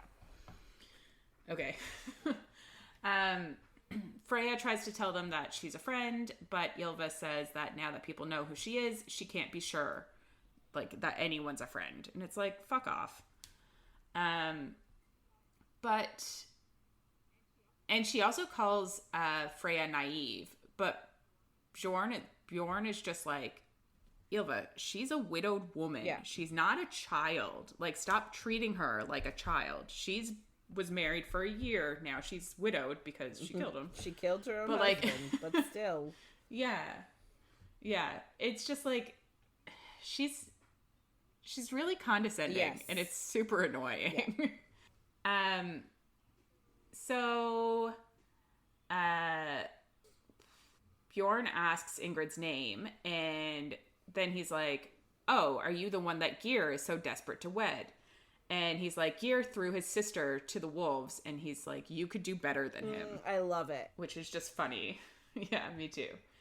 And then he lets Freya talk to her, and Ingrid tells Freya, like, thank you so much. And it kind of just, like, hurts Freya, because she's like, Ingrid didn't come to say, don't do this for us. She came to say, thank you for helping us. Thank you for doing this for us. You might be fucked. Yeah. You might be fucked now, but, you know, we're happy. And then she asks, Freya, asks if Geir is all right. But he was in too much pain to come himself. But luckily, the break in his leg was clean, so he should be fine with some time and rest. And then Ingrid offers her her father's sword, and she's like shocked by that, because she's like, oh, this was the sword that Geir would have given Ingrid when they married, and he's offering it to her. And she's like kind of touched by it, which I was like, you're being a bit stupid here. Like, obviously, that's not what's happening. Yeah, but she doesn't know that. But she's gotten married once before. She knows that her family needs to give her a sword for the marriage. So it's just like... Yeah, I guess. Why else would they be giving you a sword right now? In her brain, this isn't really a marriage, right? Because it was literally like, you're gonna marry me, and if not, I'll kill your family. Like, it's not even a contractual marriage. You know what I mean? Like, Snorri didn't pay her family anything. Like, they didn't pay him anything. There's no contractual obligation here on any party. So I think she's probably missing the, like, ceremony of it all. Like, how marriages are typically supposed to be, like... Yeah. You know, bartered or, like, you know... Yeah, I guess. I just thought that it was a bit naive to be like, oh, it's for me. And then, obviously, Ingrid's like, I'm sure the Jarl will accept it. And she's just like, oh, so none of this is for me. And then she thinks back to when she did marry Vragi. She gave him her grandfather's sword. And he gave her a sword that was from, like, the grave of his cousin. And it broke during the ceremony. And you're like... So the sword broke during their ceremony, and her father died. Like, this is obviously not a great way to start a marriage, but they did. Ylva basically hurries her up, and Feyre tells Ingrid to leave because it isn't safe here. And Ingrid tells Freya that she'll find happiness here, and she'll fight and use her magic. And Freya's just like, oh, how did you know? And this part, I think, is what pisses me off the most. Because Ingrid says that Geir told her years ago because the secret weighed on him too heavily. And Freya's just like, on him. But she can't actually say anything because she's afraid she's going to lose her fucking shit. Valid. But she's just like, 100%. She's like, it weighed heavily on him. Him! It, like... Wild. The audacity. It's true, though. So this is sort of what I meant by, like, nobody is showing up for her. She's literally, like, willing to throw her life away again so that her friends and family stay safe. And they're just like, okay, thanks for ruining your life for me. Bye. Like, nobody... They are all awful. Yeah. Yeah. And, like, I didn't expect this. I thought that she would have a friend that wasn't shitty. Like, why did her friend have to be so shitty? I don't know. But I really don't like it. Me neither. So, Ingrid then tells her that this is a gift from the gods and to look at it as such, and leaves. And Bjorn is just like, oh, I was wrong. They deserve... Ingrid doesn't deserve better than your brother at all. Which... I do love that hilarious. He says that. But obviously, Freya is feeling like hollow and alone and shitty. And Bjorn tells her that Ingrid's cowardness doesn't diminish the honor of what she did. Which is just nice and true. But it's also like, just so shitty that she's that bad. Because... And then I can't remember who says it or if she just thinks it, but she's like, Ingrid saying that this was the gods is kind of taking any responsibility, like, I think Bjorn said that, like, she is saying that this is a gift from the gods for you to make herself not feel guilty about letting you do this. Yeah. So they're walking again, and she sees the Drakkar, which are, like, the raiding ships in the harbor, and she thinks of sailing into battle, and she's like, well, at least I'll have that. That's something to live for, and, like, that makes this worth it, kind of thing. And then we kind of jump a bit of time, and the ceremony is over, and she gave up her father's sword, and he gave her a new unsharpened blade. And she's like, why are men so shit? And then, like, immediately after the ceremony, Snorri just yells to the crowd about the prophecy and the shield maiden. And he says that like he's going to use her to unite his people against King Harold of Norderland. I assume that's right. Don't know. And he assures them that this marriage isn't for love or lust, but for them, because Freya is the shield maiden.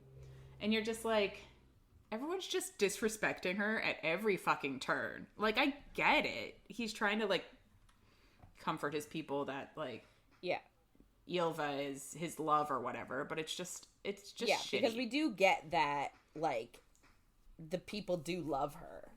Like, she is their lady. They Ylva, do really like her. Yeah. It's just, she's very ostracized throughout this book so far of what I've read. And it's just annoying me that everybody is mad at her. Yeah. I'm like, it's not her fault. She didn't want this. Everyone's shit. Right? So he then gives her a shield, and she calls on Lynn, and her magic appears, and Snorri says she will bring them battle fame, wealth, power, victory, and vengeance. And she's just like, how am I going to do all this? Like, he's promising this of her, and she doesn't know how she's going to do it, which, like, we've already kind of commented on. And then Snorri says that she was born in fire, so now let her be marked by the blood of the god who made her. And I guess Freya wasn't really warned that this was going to happen. And Ylva just, like, tears open the back of her dress and is like, get on your knees. And she's just like, what the fuck? And Freya asks what's happening, and Ylva's, like, completely bitchy and says that she should have been marked ages ago. And Freya thinks of Vragi's tattoo.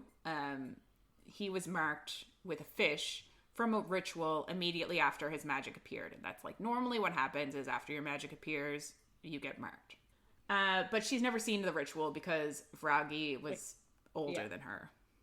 Of course.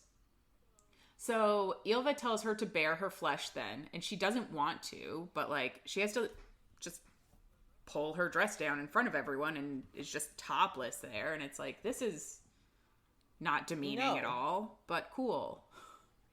And she, like, tries to cover herself with her arm, but Ylva's like, no, you need to, like, you're going to be seen as unworthy if you do that. Why? Okay. So Ylva circles her and draws runes in the sand, and we realize that Ylva is a vulva? Vulva? She's a vulva. Volva. She's a vulva. Don't know how to say it any other way. She's a vulva. And, like, maybe that's where the word comes from, because, like, it's basically like a female witch, I guess. It's kind of what we get. So, and then Ylva takes out a knife, and asks Lynn to claim her or kill her. And Freya's just like, what the fuck? But Ylva's like, this is how it always goes. And that this is where she's like, bury yourself or be judged unworthy. And this makes Freya wonder, like, if she will be judged unworthy, because she did hide her gift for years. And so she looks up and she ends up locking eyes with Bjorn, and he's, like, at the other end of the crowd. And then Ylva slices, like, from her collarbone down, and Freya just, like, waits. And she wonders what Snorri will do if she's unworthy. And I'm like, didn't you just say that you'll be dead? So doesn't it not matter what he'll do? Because you'll be dead? But I just think that's, like, the least of her worries. She should be worried more about being not murdered, I guess, found unworthy by the gods and killed now? Probably. You think? But yeah. So she starts to feel energy, and then Ylva gasps and just, like, steps out of the circle, and Freya looks down and sees more blood spidering out of the cut than makes sense, and Bjorn yells that Ylva left her. He's like, what are you doing? You just left her. Yeah, get back in the circle. Yeah. And invisible fingers, like, open the cut and pull on either side of it. And, like, she looks down and she can see her rib cage, and she can see, like, her open heart is visible, and she's screaming because she's being torn apart. And Bjorn actually ends up, like, breaking the circle and going to her, and Ylva is pissed that he, like, stopped the ceremony,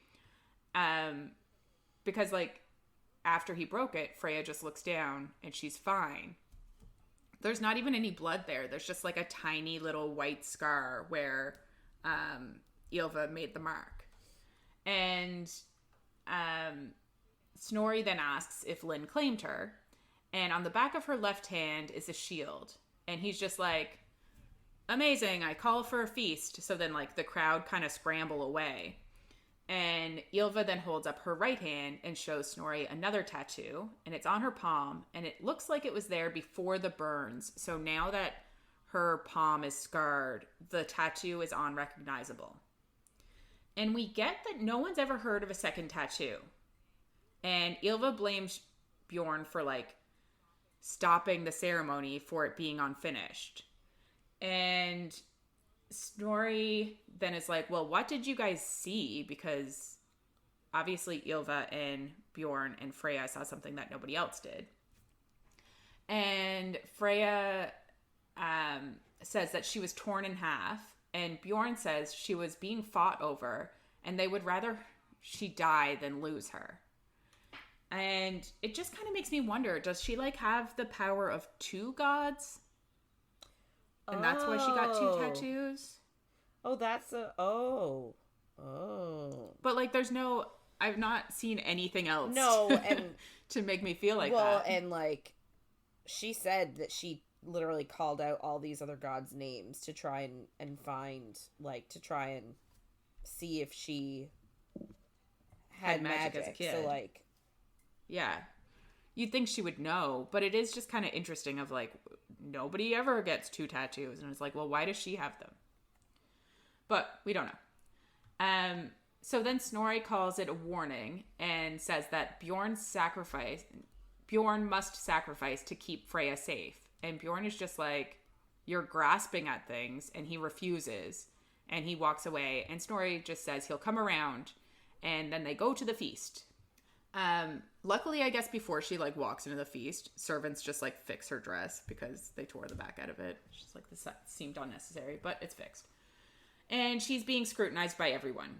And she thinks she was raised to honor the gods, so she does believe in prophecies, but she has questions. Like, how is she supposed to unite the people? Valid. And it does make me wonder if Snorri like told her the truth of the prophecy too, because she's kind of like, I shouldn't be questioning the gods and prophecies, but I am like, but you don't know what was actually said. You just know what Snorri said was said. You know what I mean? Yeah. I wonder if there's going to be something with that, but I don't know. And she thinks like Lynn is a minor god compared to someone like Tyr, who Bjorn has Tyr's magic. And then she's like, I guess he's supposed to help her. The woman that was at the fight on the horse shows up and introduces herself as Steinan, and she's the Jarl's Skald. Oh, Skald! And she has a tattoo. Not bald. Skald. Yeah. And she has a tattoo of a harp on her neck.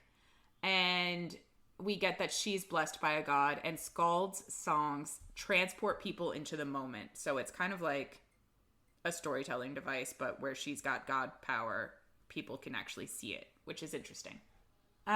She tells Freya that she joined Snorri when she heard of the Shield Maiden because she wanted to be the one to tell the tale. So like she's got some ambition. And she asks Freya what she saw during the inking. And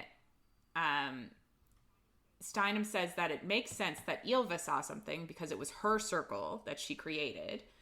And it's weird that Bjorn saw something. And she asks, she just asks what Bjorn wants to spare Freya from. Like why he jumped in. And Freya's just like, why don't you ask him? But she says that he won't tell her. And Freya's just like, I don't really want to tell you either. But then Bjorn shows up and she's like, maybe later. Because she's completely distracted by Bjorn. Ugh. So a pretty redhead goes to talk to Bjorn, and Freya is immediately jealous. And she like drinks a bunch of mead to ignore it. And she's pissed he's ignoring her. So, like, she takes another big drink, and you're like, oh my God. She's getting drunk. She is. And, like, she can't stop staring at him, and I just find that so awkward. Yes. Yeah, that's fair. Like, she's being way too obvious. Oh, 100%. And so she just thinks, like, he's not getting away from this while she's stuck marrying Snorri and her family's at risk. And she knows it's the drink talking, but she walks over, and on the way over to him, somebody hands her another drink, and I'm like, Jesus Christ, she's fucked. So she asks Bjorn for a private word, and he says to tell her tomorrow, but not too early, because he's going to be up all night. It's like, okay. And she says that she wants to talk about Snorri's theory, and she'll do it in front of everyone, but he says there's nothing to discuss, and she'll learn that his father's good at twisting stories, which is another reason that I was kind of like, well, did he lie about the prophecy, or did he take it to mean something else? Ooh, yeah. That's good. But yeah, so it's just interesting. That's good. I did not pick up on that in any way, shape, or form. Well, it wasn't your section. He asks her then why she's wearing gloves, and she's like, because I'm hiding my scars and the tattoo. And he says that he thought that she didn't regret it. And she's like, I don't. That doesn't mean I'm not going to hide the scars of it. Yeah, because that was a reoccurring thing, is people kept asking, like, if she regretted using the axe, knowing it caused her, like, a ton of pain. And she's like, nope, don't regret it, because I killed Vroggy, and, like, he's a dick. So that's sort of the callback to, like, him being like, I thought you didn't regret it. Like, and her being like, oh, you asshole. Yeah. She does call it ugly. And it's like, she is a bit vain, which I'm not mad at it. I think it's kind of funny. And he says, of course, in front of this redhead that he's hitting on, he says that nothing about her is ugly. And she's his stepmom. She just got married. And he says that she should wear them with pride. And the scars show that she honors her family, and the tattoos show that she has the blood of a goddess. And it does kind of make me wonder, are they not hiding the fact that she has 2 tattoos? I don't think so. Okay. Because it just seemed like, I don't know. I was like, I just didn't know. Yeah, I don't think they are. I don't know. They don't really dive into it. Yeah. It just seems like I would, if I were a person of this time, I would take it as a bad omen. But. A bad omen? I don't know. That she has a second gnarled tattoo. Like, nobody ever gets 2 tattoos, so why did she? I wouldn't take it as a bad omen. I would take it as a, oh shit, you powerful girl. Yeah, but it's not recognizable, so what does it mean? What does it all mean? Yeah. And they already hate her anyway. Yeah. But anyway, it doesn't seem like they're hiding it. So she just, like, he says if she takes them off, they can discuss whatever she wants. And she calls him drunk, and he's like, so are you. And he tells her that if she doesn't, he'll think that she has regrets, and that'll change what he thinks of her. And she just says that she doesn't care what he or anyone else thinks of her. And he's just like, prove it. And she kind of walked into that. But she takes off the gloves and just throws them in the fire, which is just hilarious. It's also wasteful. Like, someone else could have used those. Yeah, and it's not in her character to be wasteful. It's just so weird. And then Bjorn jumps on the table and pulls her up and has everyone toast her. And then while they're all, like, yelling and drinking, he asks her what she wanted. And she asks if he thinks what his father said is right, and he tells her no. And he tells her to believe whatever she wants, but not to believe that he is meant to protect her. And it kind of seems like it, like, hurts him a bit. And I think it's kind of showing that, like, he thinks she's hot, but she's married to his daddy. Yeah, so it's just kind of like, ugh. So it's kind of sad. And then Snorri and Ylva come over and they say it's time. And Bjorn is still holding her wrist and tells her not all scars they earn are skin deep. Which I don't really get what he means. Maybe, like, her having to endure this? I guess, yeah. I guess I just don't really know what he means by skin deep. But okay. And then he calls her Freya Born in Fire. And it kind of becomes his nickname for her. Born in Fire. So they just immediately go to the bedchamber, which is right next door to the hall, so that everyone can hear them having sex. And it's just gonna be awkward as fuck. And she's like, bleh. He's disgusting. Yeah, and Ilva goes with them, which is even weirder to me. To watch, I guess. Yeah, it's awkward on all counts. I guess so. I don't like it. Yeah, it's really weird. So Snorri just immediately tells her disrobe, and she has to, in her head, be like, you can do this. Like, you've done it before.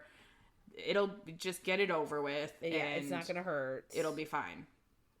Yeah. And then Ylva says that she can't do this. And she tells Snorri that it'll break her. And Snorri tells her that Ylva possesses his heart, and this is only political, and the gods wish for her to be under his control, so, it must be done. But Ylva starts to cry. And they think, if they don't consummate the marriage, others will be able to come for her and tear her apart, like in the vision. So Ylva asks, what if they use runes to bind Freya to him by oath instead of getting her pregnant to leash her?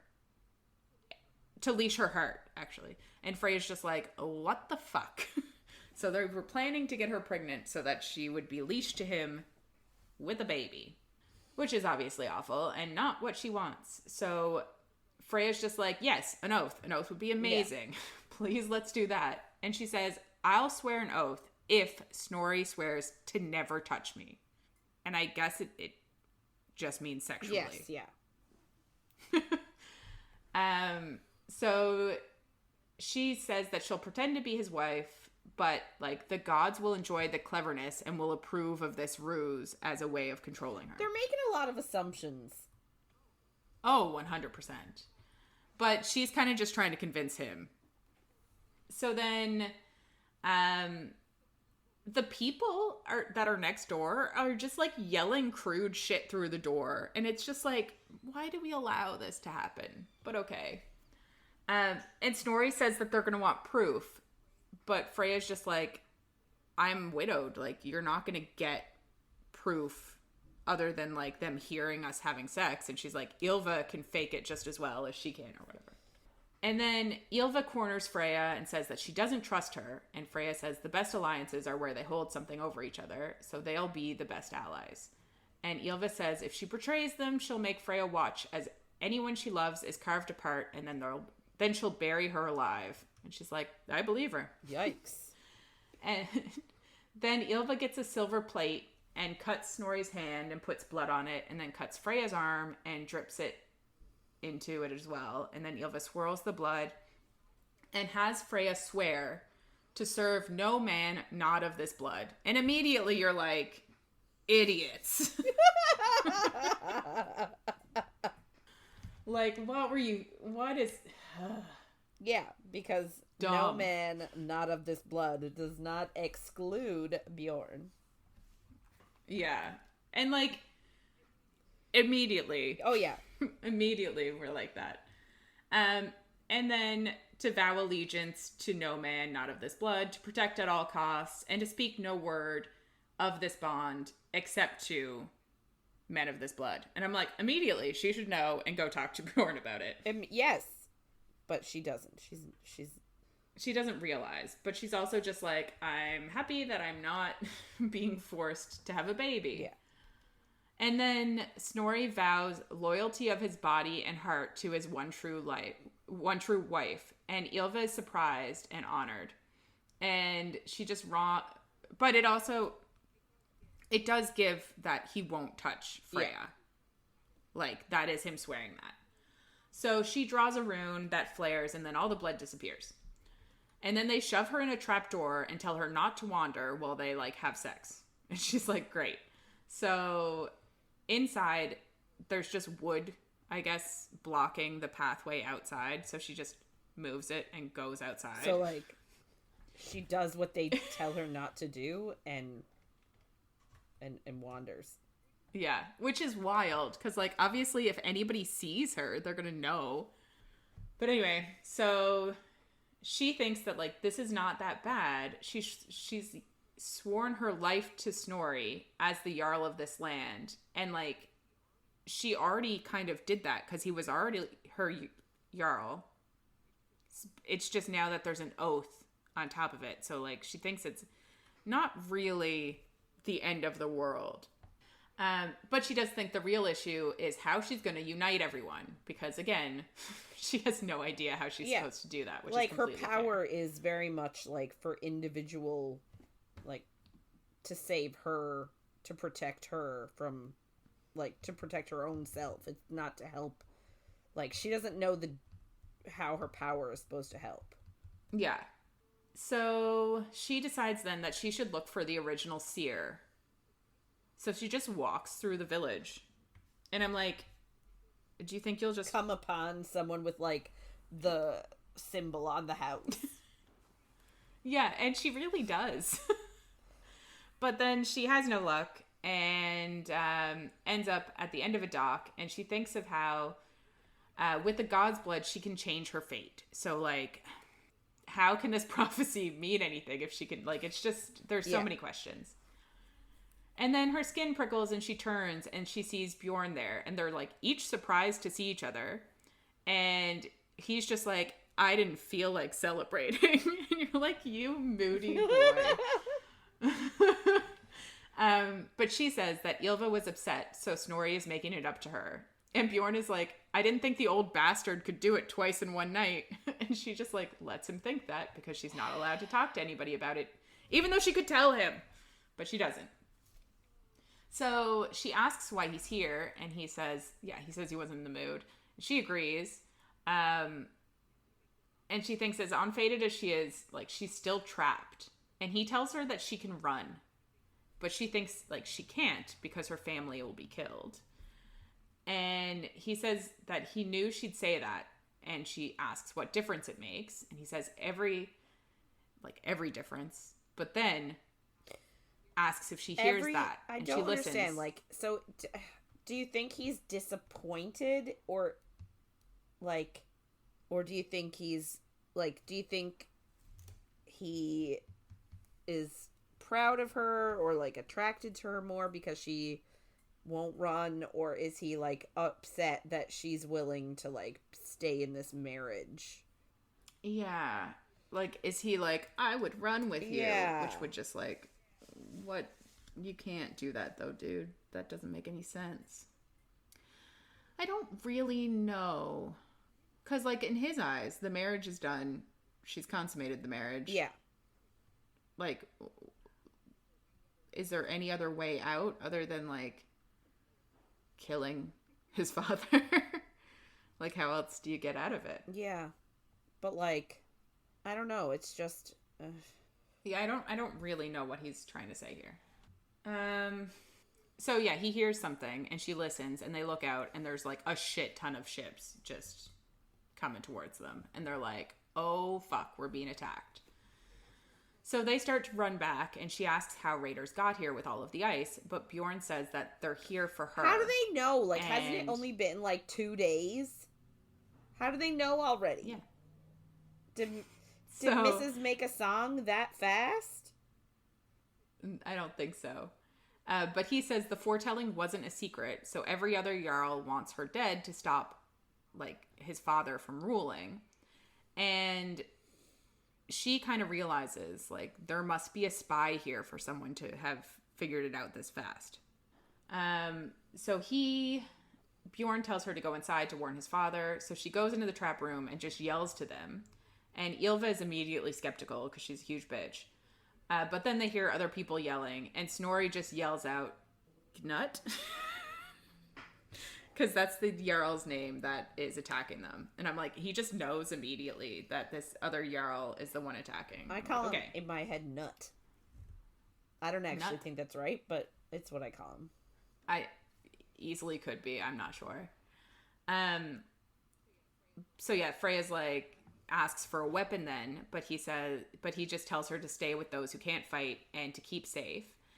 And she says that she can fight, but he refuses to lose her after, like, just finding her. And it's like, you're not going on the raids, girl. Yeah. He's going to keep you locked up. I know, like, that's the thing. Like, they were like, oh, you'll go on the raids. And it's like, I bet you won't. Yeah. So he tells Ylva to keep her here, and Ylva, like, tells her not to be afraid. Snorri's gonna win, and then no one else will attack because it'll be a sign that he is the one to rule now that he has Freya. And Freya's just like, well, do you care about your people? They're gonna die. And she just says, like, she wants them to be strong, and Freya will be the one to unite them. And it's like, she's just, like, blindly, just Snorri is the king. Yeah. So Freya asks, like, how she's supposed to unite them, and Ylva says only the gods know, but their skalds will see and sing it across the lands until everyone follows Snorri. And Freya says, so she's gonna sing that I hid here like a child? Which, yeah. So in the hall right now is just women and children, and she sees her dull sword that she got in the wedding, and then she sees her father's sword, and she grabs that. And she walks to the doors, but Ylva has guards stand in front of them. And Freya just thinks, like, she needs to get out, but she's not going to fight the guards because if she hurts them, like, she doesn't want to hurt her own people. That's her big thing. And they're hearing, like, yelling and there's smoke, and she thinks the fight might end up getting to them soon enough anyway. And then she thinks, like, they're going to be the ones to be burnt alive in this hall. And then she looks up and sees an opening because she's thinking of, like, if they're burnt alive, the smoke will go up. And then she looks up and sees the opening where the smoke would go out. And she sees a bow and quiver and decides to get to the roof. And Ylva, like, goes to stop her, but she says, like, if people get in, she'll shoot them. And Ylva then gets distracted because civilians are pounding on the door. And she actually does tell the guards to let them in. So, like, she's not the worst person ever, I guess. And Freya uses her distraction to climb up the rafters. And it's smoky up there, so she, like, ends up coughing. And Ylva notices that she's up there. And she looks outside, and, like, homes are burning, and there's fighting in the streets. And she can just see Bjorn because, like, obviously he has a flaming... she can see Bjorn. Yeah. But also, he does have a flaming axe, so I'm like, I guess it makes sense. But she does realize that he must have held back fighting her because, like, he's amazing in his fighting. So she looks around and sees soldiers coming to the Great Hall from the other direction, and she realizes, like, the water was a distraction and they're attacking from the other side. So she yells out to Ylva to send someone to tell Snorri, and she tries to yell to Bjorn, but he's too far away, so he can't hear her.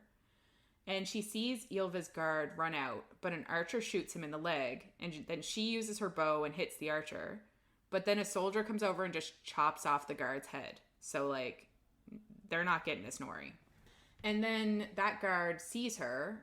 No, not guard. That soldier with the axe or whatever sees her and walks to the hall, and she knows that he plans to light it. So, like, everybody inside will either die or flee into the battle and be killed.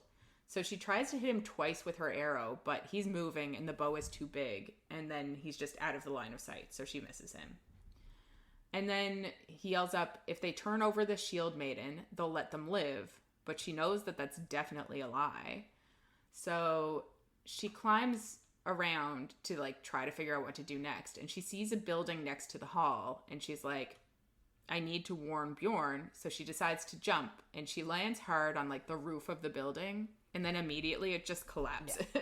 It's like, it's one of those, like, action movie things where she's, like, going from rooftop to rooftop, and then she falls through. Yeah. It's pretty funny. So she screams and ends up, like, just landing on her back, and she's in a pig pen, which is just funny. But Bjorn shows up and is like, what are you doing? But she tells him about the Second Army, and he says that, like, they had soldiers on watch. So, like, for the army to be able to just kill all of them, they must have had somebody on the inside who told them where they were. So it's another, I guess, yeah, it's another sign that there's a spy in their midst. So she says that they're demanding she be handed over or they'll burn the hall. And he's just like, yeah, they're going to burn it anyway. And she's like, I know, that's what I said. And he tells her she was right to escape because now his father will think Nut took her or that she died so she can run. And she's just like, no, I escaped because I don't want all of these people to die. And Bjorn says that he'll warn Snorri, but he tells her to run because this isn't going to be the last Jarl to come for her. And she refuses to abandon the people, but he says that there's no saving the hall, and his father will likely try to take her and run away. And she just is like, well, Ylva's inside, so he won't let her die. But Bjorn said that he saw her crawl out to go try to warn Snorri. And she knows that Snorri cares more for his soldiers than the civilians inside. But she asks Bjorn who he cares about. And he's just like, well, what can we even do? So she thinks about it.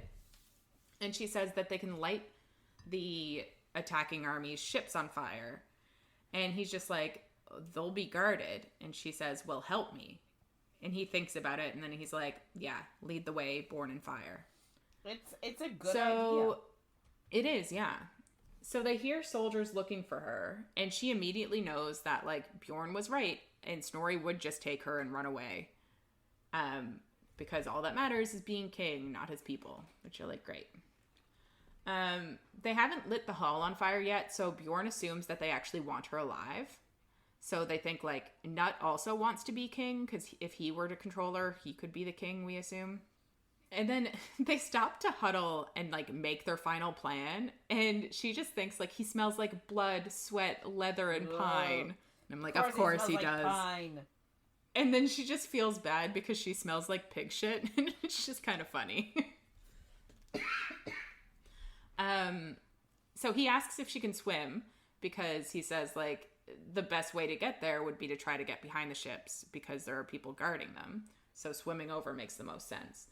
So she just takes off her dress, but she's wearing a slip. Yes.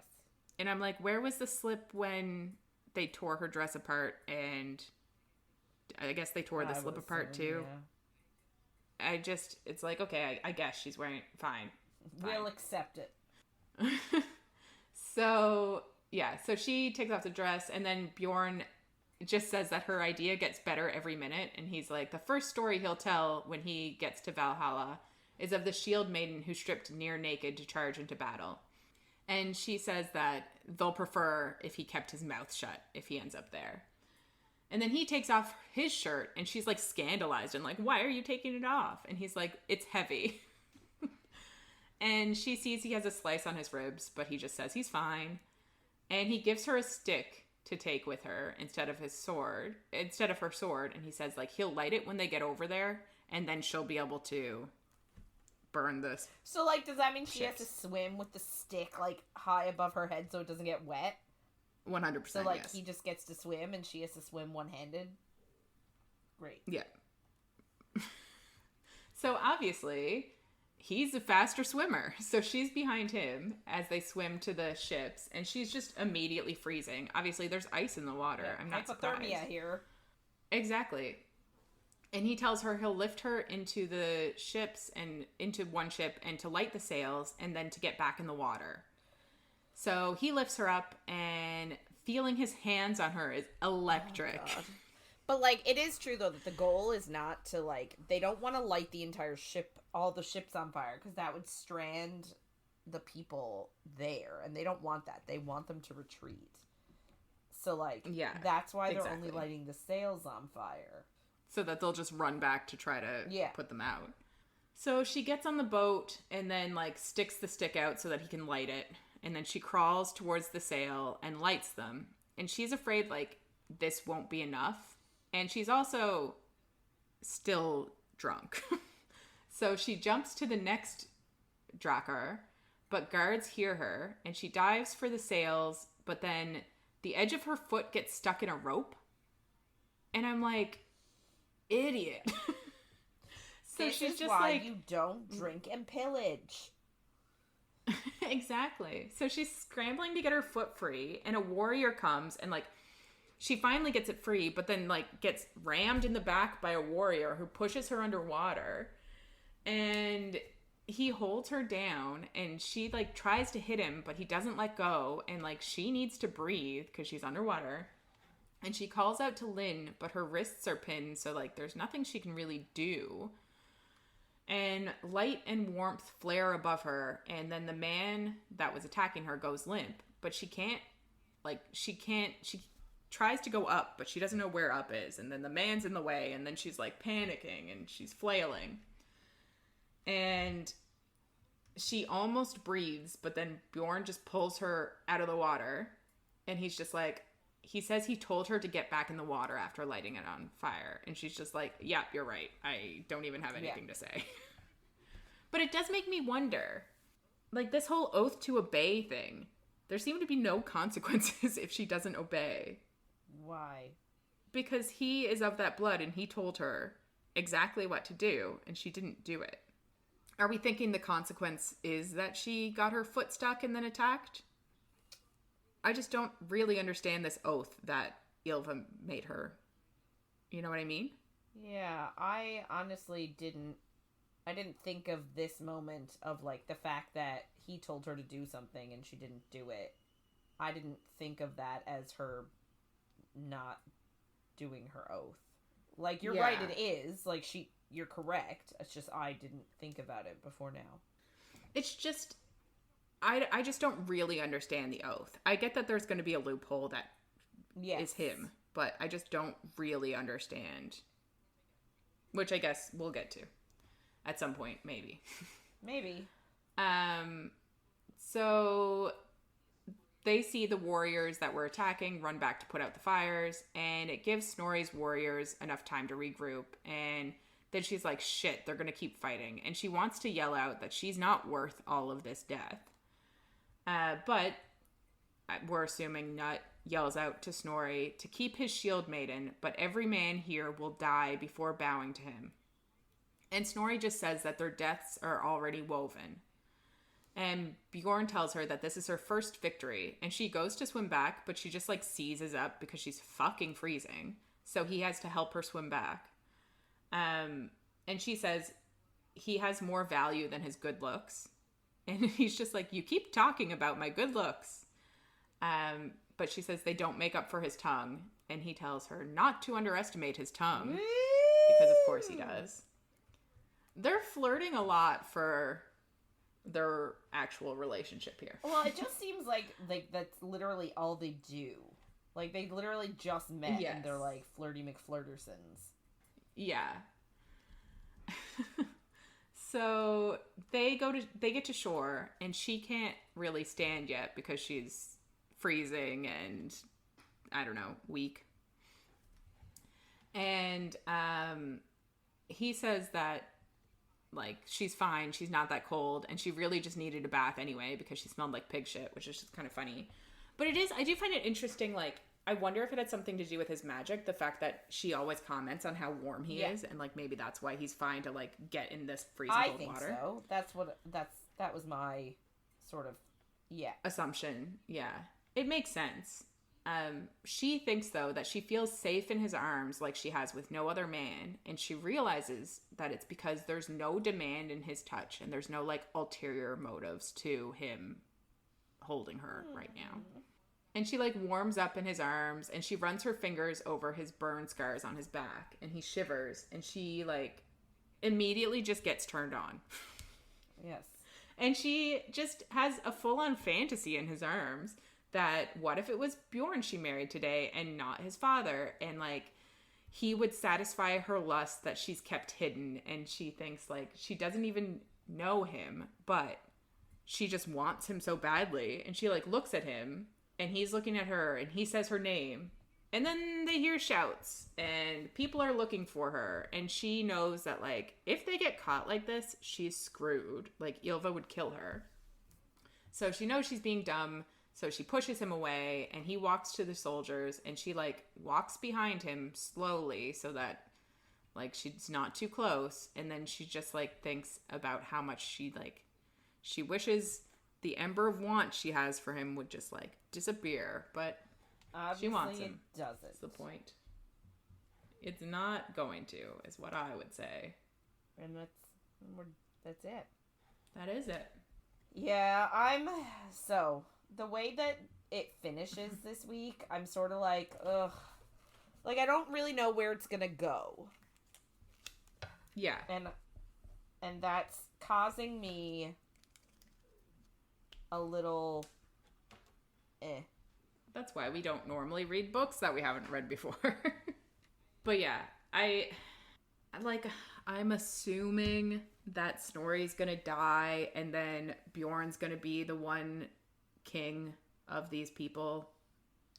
Yeah, I hope so. But then, like, does he control her? Like, I don't like this. Also, was there a lie? Was there a lie in that too? Was it not control? Was it like devoted to or something and he turned it into, yes. You know what I mean? Like, yeah. I only just thought of that this second. Yeah, no, that's though. good. Yeah. So there's going to be, obviously, there's another 3/4 plus a book. A book and 3/4 left in this. So, like, a lot's going to happen. Obviously, a lot happened this week, but yeah, I'm like, when are they going to fall in love? When is she going to tell him that she never actually had sex with his dad? So didn't consummate their marriage in the eyes of the gods, I guess. Like, is that a thing? That's the other thing. Is that, like, a real thing? Can you just be like, well, we didn't have sex, so we're not really married, so now I don't have to worry about a divorce? I think you can do that. Okay. Yeah. Anyway, that's where we end. So it's getting good. Lots happening. We've really moved from that first page of her being like, my mother taught me to be a good wife. Yeah. Although I'm still like, I just feel bad for her. Oh my God, 100%. Like, she's got no free will. They're like, she's got the blood of a god. Her fate isn't destined. But, like, people keep taking control of her. Yeah. Sad. Well, I feel like the only way she's going to have to take control of her own destiny and start saying no. I think that's how she's going to, like, discover that she controls her own fate. Yeah. There's going to be something happen, but I do feel bad for her. All right. Well, I guess we're going to wrap it up for this week. If you want to get in touch with us and share your thoughts on anything you heard in our episodes, or if you have any book suggestions for us, please reach out to us by email at coffeeandcoread@gmail.com or on Instagram or Facebook at coffeeandcoread or coffee.coread on TikTok. So next week, we're going to be reading chapters 11 to 18 of A Fate Inked in Blood. So make sure to follow along, and if you're enjoying our chats, don't forget to follow, rate, and review wherever you get our content. Thanks for listening, everyone, and we'll see you on the next page.